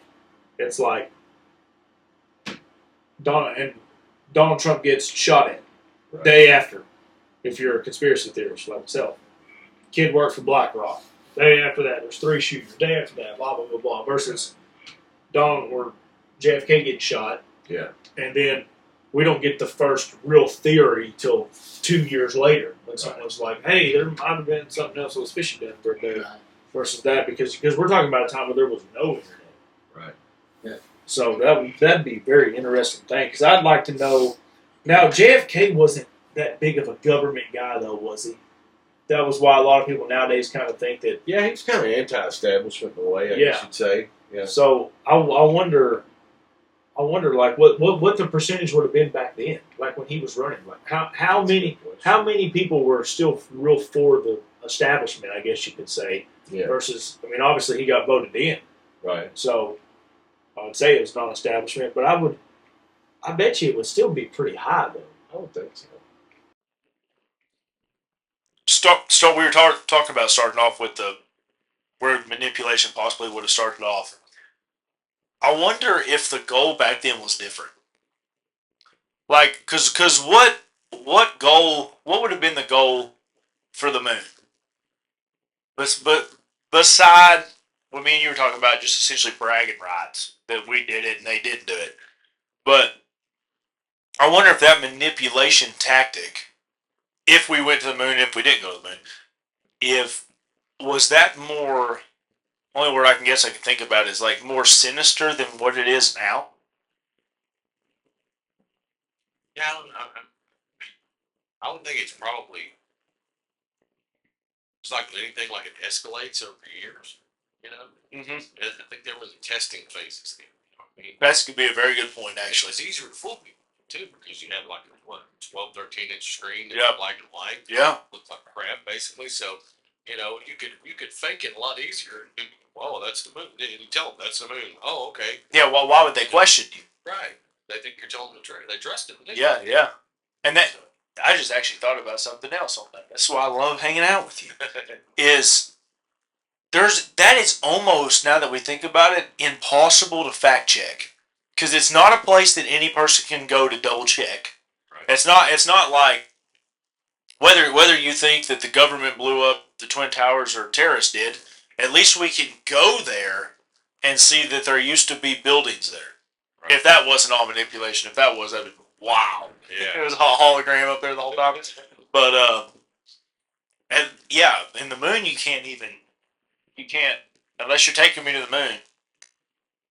Hopefully one day we'll get those flying cars one of these days. That's it. That's right. But yeah, it'd be interesting. What do you think? You think if there was manipulation done, what do you think the reasoning behind it was at that point? Just testing it? Maybe just testing it. Where do you think it started? If you even think it's. I really don't know. I mean, this is not something that I'm well versed in with the conspiracy stuff. Most all of them that I hear about are either ones that I think everybody knows about, or it's ones that I hear about from talking to other people who like diving in on conspiracy theories. You remember growing up that there was one in particular that was like the first one that you saw that you were like, don't know about that. And it might be something simple. It might be like Fox News or CNN said something the last week. They said they didn't see it. You couldn't find it anywhere. I'm just saying, like, it could be anything. If not, is there anything nowadays that you think? I think the first one I did learn about would be the moon landing, just because it is so widely debated, and very openly too. Because like, there's no, I say, real strings attached for most people. It's not like, I'd say, not as serious as some of the other ones. Some of them out there are like, oh, it's a big deal if this was fake. Whereas like the moon landing, I mean, congrats, we faked it. You know what I mean? It's not like there was some giant ulterior motive that people talk about. And like some of the other ones, where like they had a plan in place to do this or do that. It's just more or less like no shot that they made that happen. You know what I mean? Or at least that's the feeling I get. Right. And so, but that's definitely like the first one that I can remember talking about with anybody. You remember your first reports? I think that was probably my first one. Did you really started diving deep into it? Yeah, because my dad was like, he didn't want to. Right. And I'm like, huh?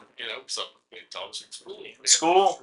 No, we didn't. That's and it made me still, like you said, start looking into it. And go.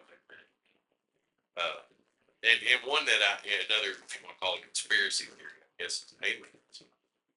Because when I remember I wrote my paper you probably have seen.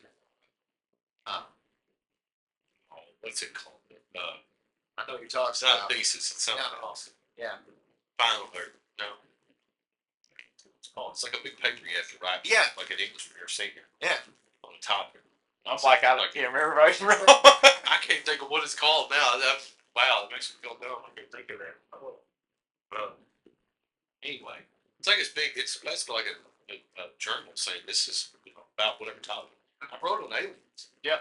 Like UFOs. And I've still got some.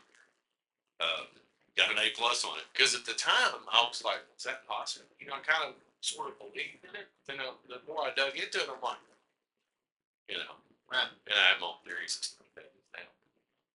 But I guess that was probably too. Wasn't there like a specific, like I've always heard from the UFO crowd that the UFOs didn't really become relevant until like after the nuclear bomb was dropped. You ever heard that before? Yeah, there's like if you look at the timeline, there's a overlap with that was what year was that? 5. Yeah. I with Hiroshima and Nagasaki. Shortly thereafter. Now you also have to mix in, and it really gets interesting when you mix in the timeline of JPL, Jet Propulsion Laboratories, Jack Parsons Lab, and him, and Aleister Crowley, and NASA, and overlap that timeline with UFOs, Mac Brazel's Ranch, and the first big.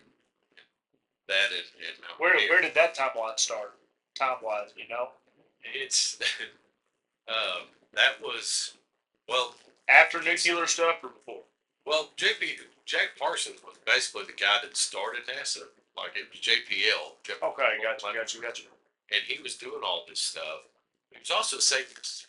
And I did know this. I know what you're talking about now. Yep. Yeah. And a lot of people wonder like how he came up with all this. Nobody knew Jet Propulsion. And stuff he was doing. And he was big friends with Aleister Crowley. Mm-hmm. And they had these big things that they did out in the desert. And Aleister Crowley claims that they opened the portal and talked to this being. Getting way out there. No, keep going. This is way out there, but keep I'm going. just like, and his name was Lamb. Lamb. Being that they talked to, which would assume would be demonic or something like that. The picture that he sketched of it looks like a gray. Oh. It has slit eyes, big head. Yeah. And that was like, I think maybe a year or two, if that long, before 1947, the Great Brother. And so you start putting all this stuff together, and it's like maybe they did do something. It's kind of weird, like and that all ramped up after that, So what did they do? So is that aliens or is it demons? Is it? It makes you wonder. Like, that's my questions: is what those things really are, if they're real. Right. The nuclear bomb is like the purest when it comes to destruction. Yeah. I mean, you're essentially doing like, I know what John's gonna say. John's gonna say it's just atoms splitting atoms.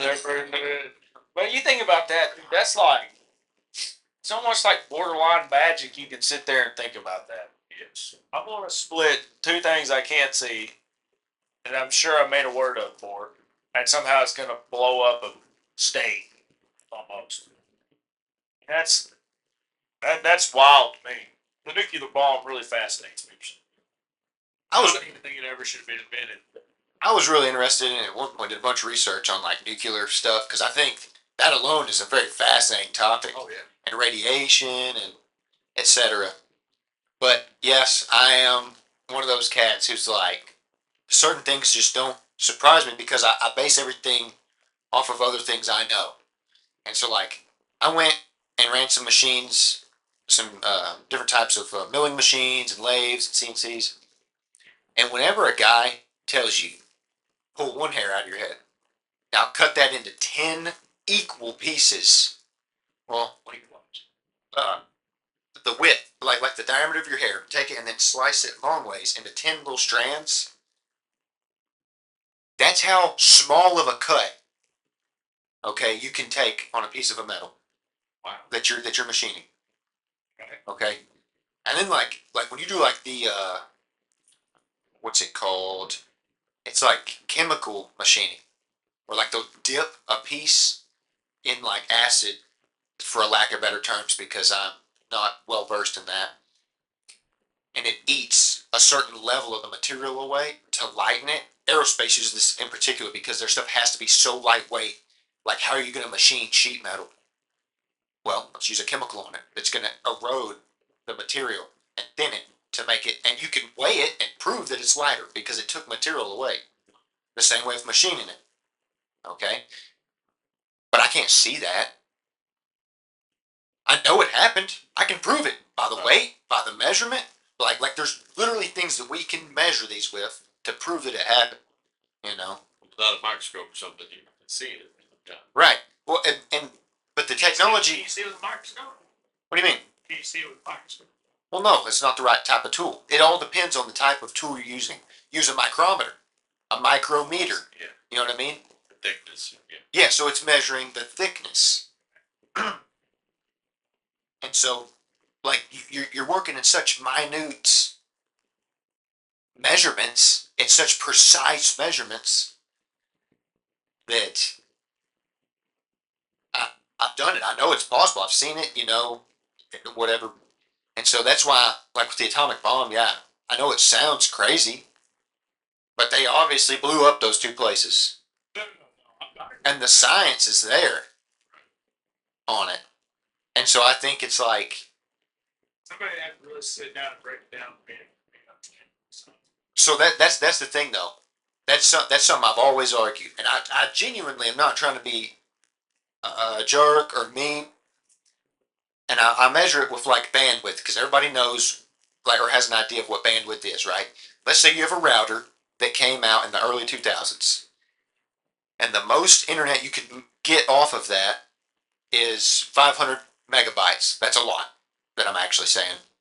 And then you buy a router from today, and you can get a gig, 1 gigabyte of internet speed. It's the same thing with people's minds. Not everybody was born to be a rocket scientist. Right. Not everybody's meant to understand that kind of math. I don't understand that kind of math. I have no problem telling you. If I've studied it long enough, could I figure it out? Probably, but most people could do the same. And so I think that has such a big factor, and that's why I try to, really, not try. That's why I don't let a lot of this stuff get to me. Like, if somebody can dive into conspiracy theories like you guys, and you can go down the rabbit hole, and you've got the bandwidth for it. You know what I mean? That's a good comparison. I like that Yeah. comparison. Whereas I don't. I don't have the bandwidth for that. But when it comes to something crazy with some science or whatever, or working on stuff that somebody else may not have the bandwidth to understand how it works, So, I feel what you're putting down, and I think we created the atom bomb. I mean, obviously, but the thing, I think the pitch with most of the UFO thing is this is coming from not us, so it's not a bandwidth that none of us is on. If it's something that's not ours, right. Like, I remember a guy talking about King Foods. He worked at space. Okay. Top secret flights. And the B-2 Spirit bomber, which is shaped like a big triangle, practically. He said they could remember, people would call the airbase, because these people have numbers, you can call, and they were like, dude, I just seen a freaking UFO. They were like, I was looking, and it was at night or whatever, but the guy was like, I was looking, and there was this weird, very angular shaped plane type of thing with lights flashing. He's like, I didn't get a good look at it, but it was gone, Like, people reported that, and now you can go see them at an air show. So, are you saying if there is UFO now, we're going to be able to see them in 10 years? no, I'm just saying, like, some of the old reportings, what if it was some super advanced stuff we were making? Oh, right. No, I'm sure of that. I'm saying, right. I'm just saying that they may not all be extraterrestrial. They may not all be from like outer space. These sightings, some of it literally is most likely man-made. Is there a cap you think that we could finally get at technology wise? It's a good question. I was thinking about that just the other day. Actually, like, where does it stop? Because I always make the question that if you are somehow able to control things that you really don't even understand, that almost defeats the purpose of there being a God, because you essentially become one. Now, I guess at that point, the only thing that you'd be able to, I mean, if you somehow conquer death, I guess that would essentially more time. So time travel. Yeah. That's the big one. Yeah, that's true. So if that is a very interesting question, because I do agree with both of what you're saying. Is I definitely think that humans are stupidly smart, and I think the whole UFO thing could honestly, in one way, be narrowed down to. I kind of hope there will be aliens, just to kind of see one maybe one day or something. But I don't know how that'll work, because I don't. If they're intelligent like we are, do they still get a chance to go to heaven? Like, we get up there and there's gonna be green guys next to us, that'd be wild. But I always kind of look at the UFO thing like, is it something that we may know a little bit on, but we just don't choose to go that hard into it? Because it's like, have you guys seen the Fallout movie, Fallout TV show? Yes. So their whole world is based on, instead of us going really really hard into like gasoline stuff, it was nuclear stuff. So it was like all the cars ran on nuclear power, everything like that. And I almost think that could honestly probably be a thing one day. It was just that we found that, hey, gasoline, fossil fuels, all this stuff is working best. So let's not even dive into that realm. And it might be the same thing, kind of what you were saying with the whole propulsion thing. It was like, I don't hear much about that really anymore, because a regular rocket ship doesn't go off propulsion, does it? Or oh, it is the same thing. Okay, I'm thinking just like beams bouncing off of something or something like that. When you were saying that, I smell what you're stepping in now. But like, yeah, so I mean, we're still working on all of our rockets, cars, and everything is based off of some sort of rather gas or nitrogen or whatever, some kind of fuel that we've learned to put into an energy form to make it happen. It was like the only time we've ever used nuclear stuff is like literally for nuclear plants or bombs. What else do we use it for? Submarines, big dog. Inside submarines. But here's my point though. So like the way they do that is like, I think they're in a cooling tank, and they take literal like rods of this material, and how much they expose that to the outside contents, because like it has like an internal thing, and then now this is encased in another case that has like water in it or whatever, and when they open that up, it starts to generate heat, I think, and that's what creates it's kind of like a steam engine. Yeah, heat's right. Yeah. And so by doing that, that's how they propel that thing through the water. So my thing is though, like, have you ever looked at one of those subs? They're huge, and they have a giant crew on them. So like that's why it's probably one reason why it's not viable like you see in the movies for cars and stuff. The other, right? It's such a big device they have to create to house it. The second one I'm thinking of, just right off the top of my head, is the radiation poisoning. Like everybody, they know that stuff makes you sick. Oh yeah. And I met a guy who actually worked on a nuclear sub, and he was part of the nuclear team, and he would have to wear a radiation suit. And they had to be on shifts, and you could only have so much exposure time, even in the suit, and like it was a really big ordeal. So, I mean, that plays a huge factor, obviously. Like, if we know that it's actively poisoning us, I guess technically you could have a choice. But once it starts, has the ability to poison others. Like if I wanted to have a car, but it's poisoning you too, you don't. Now there's a problem. You know, we just think it's tough with electric and gas. I can't imagine nuclear gas. Yeah. Well, I wonder at what point though could you narrow it down to where it's like 1%? I mean, there's still a 1% chance our car blows up while I'm driving it down the road and I die. Yeah. And like, are we? All I'm wondering is are we putting forth the effort to try to get it to that 1%, or are we just? But maybe like what you're saying. My mindset is, hey, instead of us trying to narrow down nuclear stuff to put it in a car or an airplane, let's just put it in big things because that's what we've made very proficient on. So I mean, because the whole like what could technically be the answers to how a UFO would fly? That gets it really interesting because like the supposed UAPs that they've filmed and all that, you know, they've got different theories, but they're talking about like zero gravity engines, you know, and different. I mean, we're talking like way past nuclear Right. generation of energy somehow. You know, Yeah. light energy and all this different stuff. You know, it's just like and you get it that advanced. There's a lot of theory, but when you get that advanced into that, then you hear about this far from time travel. Right. There's No. one's light years, like across the universe, Right. supposedly, which I don't believe. Yeah, I'm with you on that one. I don't understand. That just doesn't. If we can time travel, I feel like that defeats the purpose of a lot of stuff. Right. I go time travel and rip Jesus off the cross. Ain't did nobody saved. Right? Yeah, go back and kill Hitler. Exactly. So it's. I don't think I don't think that's ever going to be possible. I don't think so either. I mean, because there's got to be a cap. And if you think about it, and we're getting really deep here, time is a false construct that has been created by human beings. Time really doesn't exist. Correct. Right.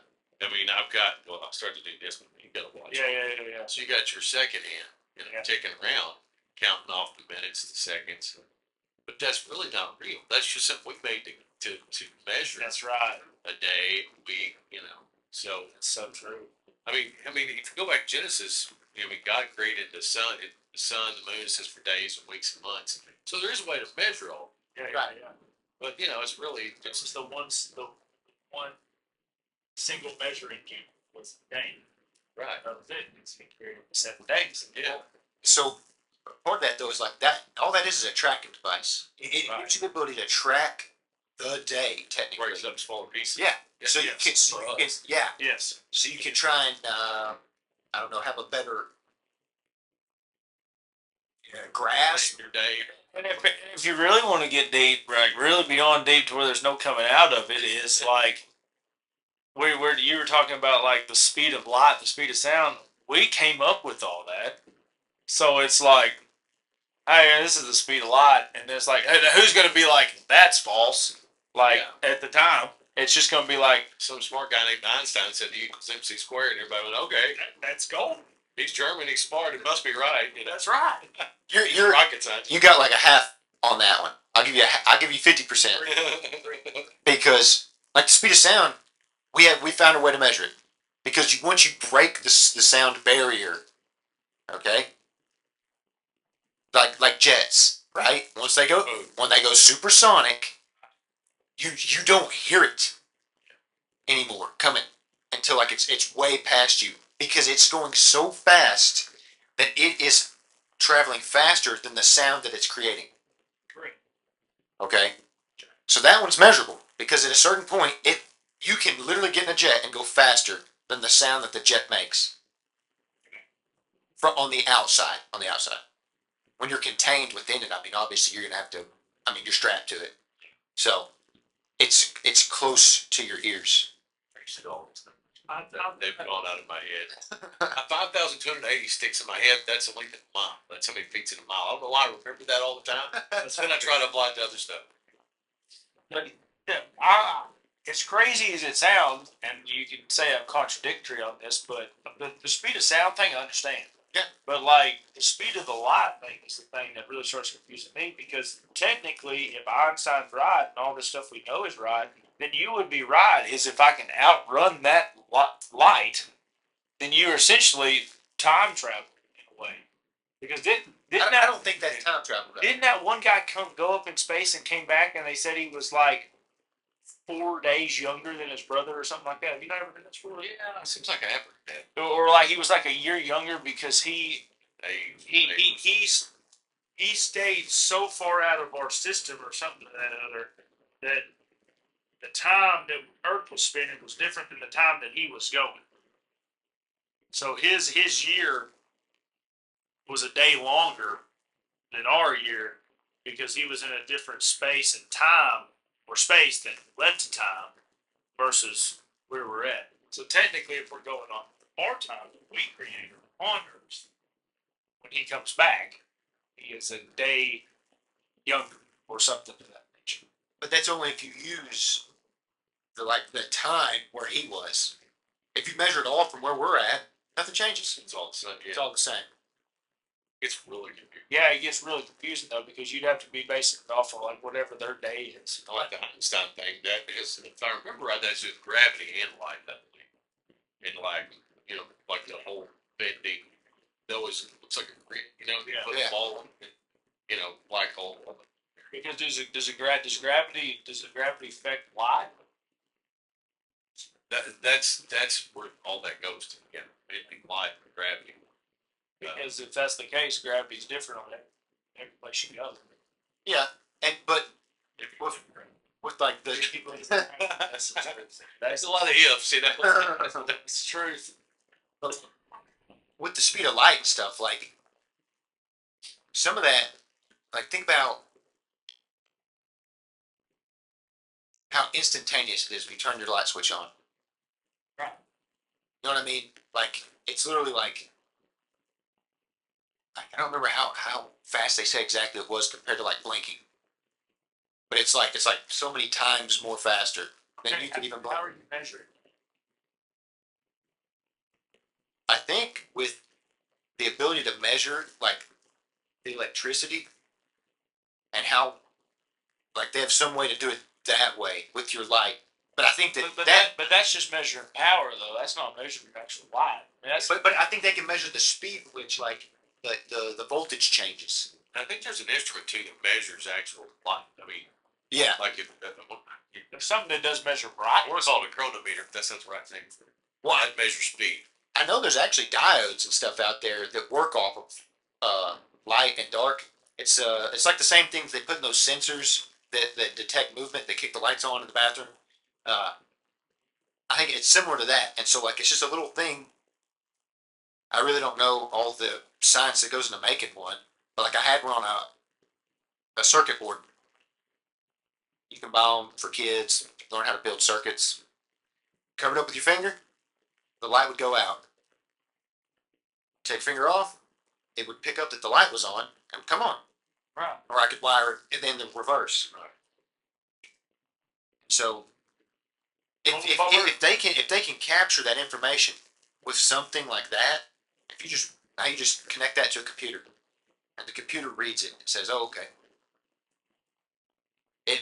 I turned the light on, boom, it was this fast. Now these people did it. So how are they measuring how fast the light gets from the sun to us? How they measure that? Yeah. I think it's speed Because if it plus wraps, the distance. say it wraps or around, pounds the say it distance. wraps around Mercury, it's technically getting to us slower than the rest of it. Yeah, but also Now it's affected by another planet's gravity. kind of. But I also think like It's hurting. Yeah, I was about to say Grant's like, man, you getting right now. like I think it all has to do like relationally though. Like if it's a smaller planet and ours is bigger, it's gonna have like a smaller effect. So it could be not that noticeable. We're not going to notice it at all. There's like no way.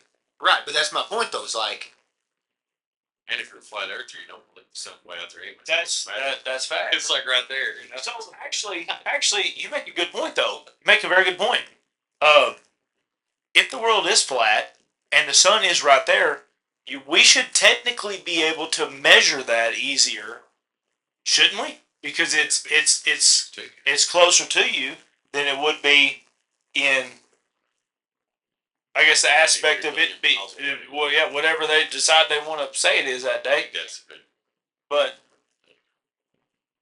okay, is that the measure? Is that the measurement if the world was round?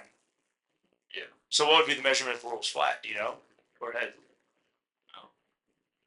I'm sure some base game both.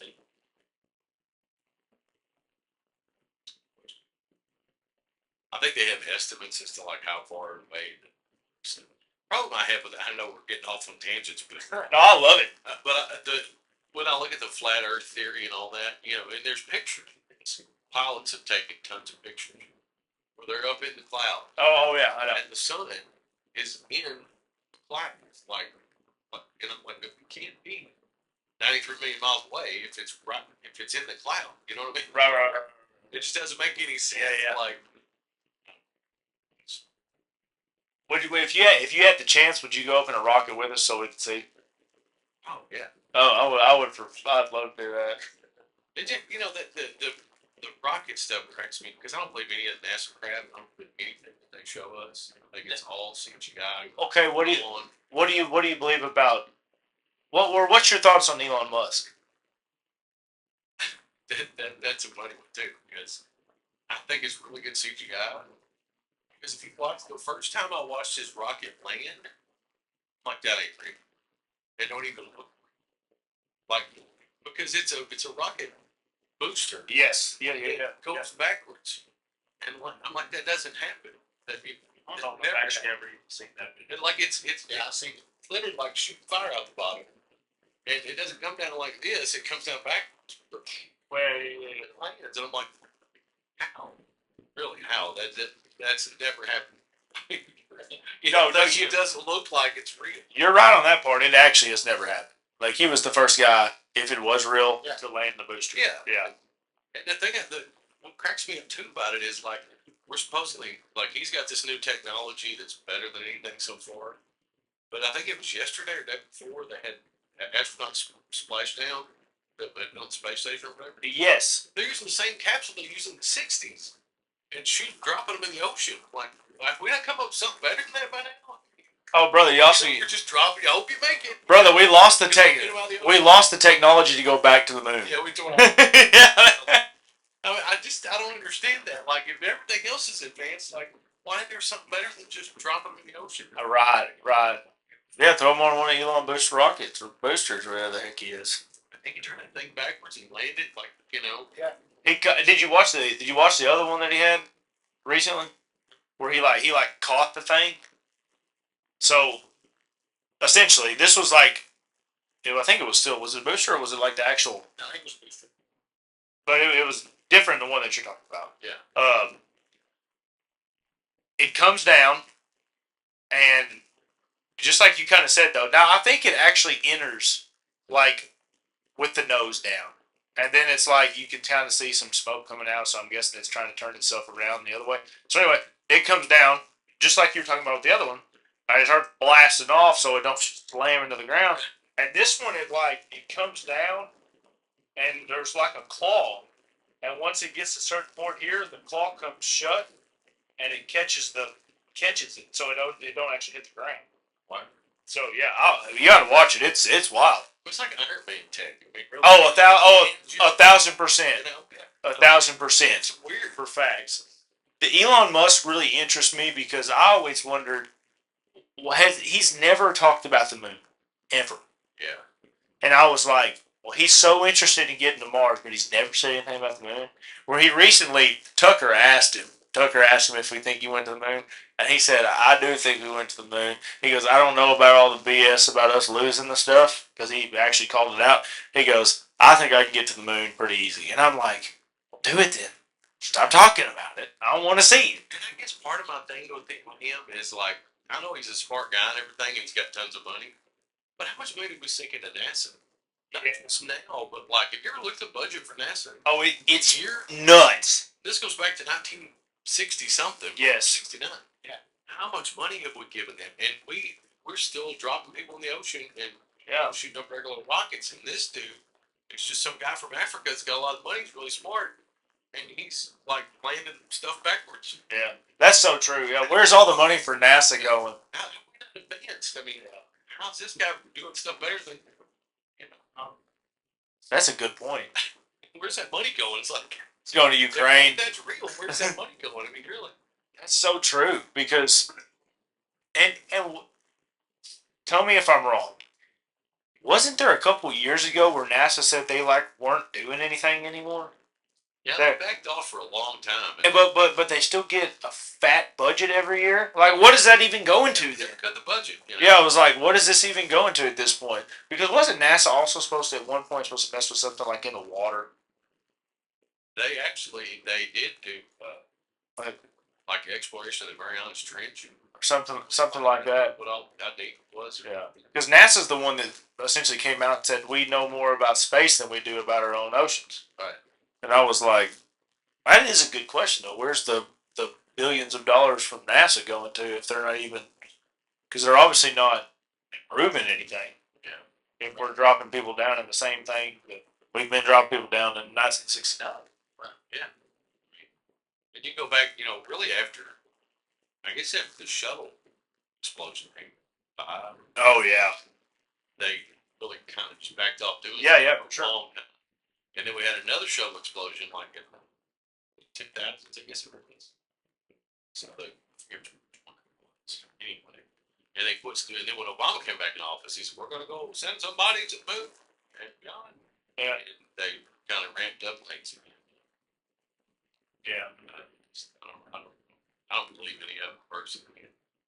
But it's a good question. Where's money going? With the we're just about out of time. But with the flat Earth thing, is it the one where there's the one that you believe in personally, the one where they got the dome over? Yeah, it's like the firmament. Yes. Is the moon and the sun in the same? Are they in the firmament or are they on the outside of it? They're in. Yeah. So, is there a chance we can go to the moon? I don't think so because I don't think it's what it's presented as. No, Like it's not like a round planet like Earth that's out there. I think it's plasma. I don't know what just something just kind of. I think it's its own light because we're always taught like that it reflects off the sun. Yeah. But there's been. I've always thought that was really interesting. Yeah, and you can see through it. So how's it solid out? You can see blue. Yeah, because I've always wondered how's it a solid thing? If the sun's here, and then like the Earth's here, and the moon's here, it's like the moon's obviously closer to the Earth than the sun is, and so the light is coming over the Earth. Right. And you would think if it was like anything else, there would be a period where if the moon was perfectly behind the Earth, that the light would just go over the moon. But they're saying that it goes essentially, and I remember this in the science books. It's like there's the Earth and the light goes, and then it hits the sun. Then it hits the and it might be doing that because gravity. I get possibly, maybe. I'm not sure. Really interesting part to me about that and the research that I've done is there have been studies done of the nature of the light that comes from the sun and the light that comes from the moon. Not the same. So it's not really. I don't think it's a reflection of the sun. I think the moon's creating its own light because they took thermometer digital or laser and measured like full moonlight, and it's actually in the moonlight was 2 degrees cooler than ambient air temperature. So it's like the light from the moon is creates. Does that make sense? Yeah. It's a lot of and it heats up and dries things out, and the moonlight is actually colder and petrifies stuff. It's weird. I mean, but it's like it's two different things. They're not the same. Well, we do have those material. I guess it is. It's like you shine a light at it, and then it's in my watch. Like you shine your light at it, and it'll hold the light for a certain period of time, and then when you take the light off, it'll disappear. Because I saw when you were saying the moon was blue, and I was like, well, I don't even know how that's possible. But It's almost like it's transparent. yeah, I was like, yeah, that's wild. So that is I'm like Grant, now my head's hurting. I wanted to watch cartoons, just like Take my science book back and throw it away. Yeah. Listen here. But we are out of time. We'll pick this back up, of course, down the line because we love having you on, Grant. We're going to be able to do longer form podcasts now because we got more batteries. We got a big SD card. So this one was probably end up actually going to be like 2 hours, probably 15 or so. I don't know when this is going to air, but go vote. That's right. That is the vote day of. Yep. True. We're get a group together like we are. Talk about it with your friends. You don't have to be quiet about everything. Let's get conversations going, and no matter what happens, let's try to everybody keep calm. But like Grant said, go vote. Grant, thanks for coming on, dude. Appreciate it. John, is there anything else you'd like to say? Nope. I'm doing pretty good, so I enjoyed this one. All right, everybody. Thanks for watching. Go out there, have a good one, and we love you. And praise Jesus Christ. Amen. Amen.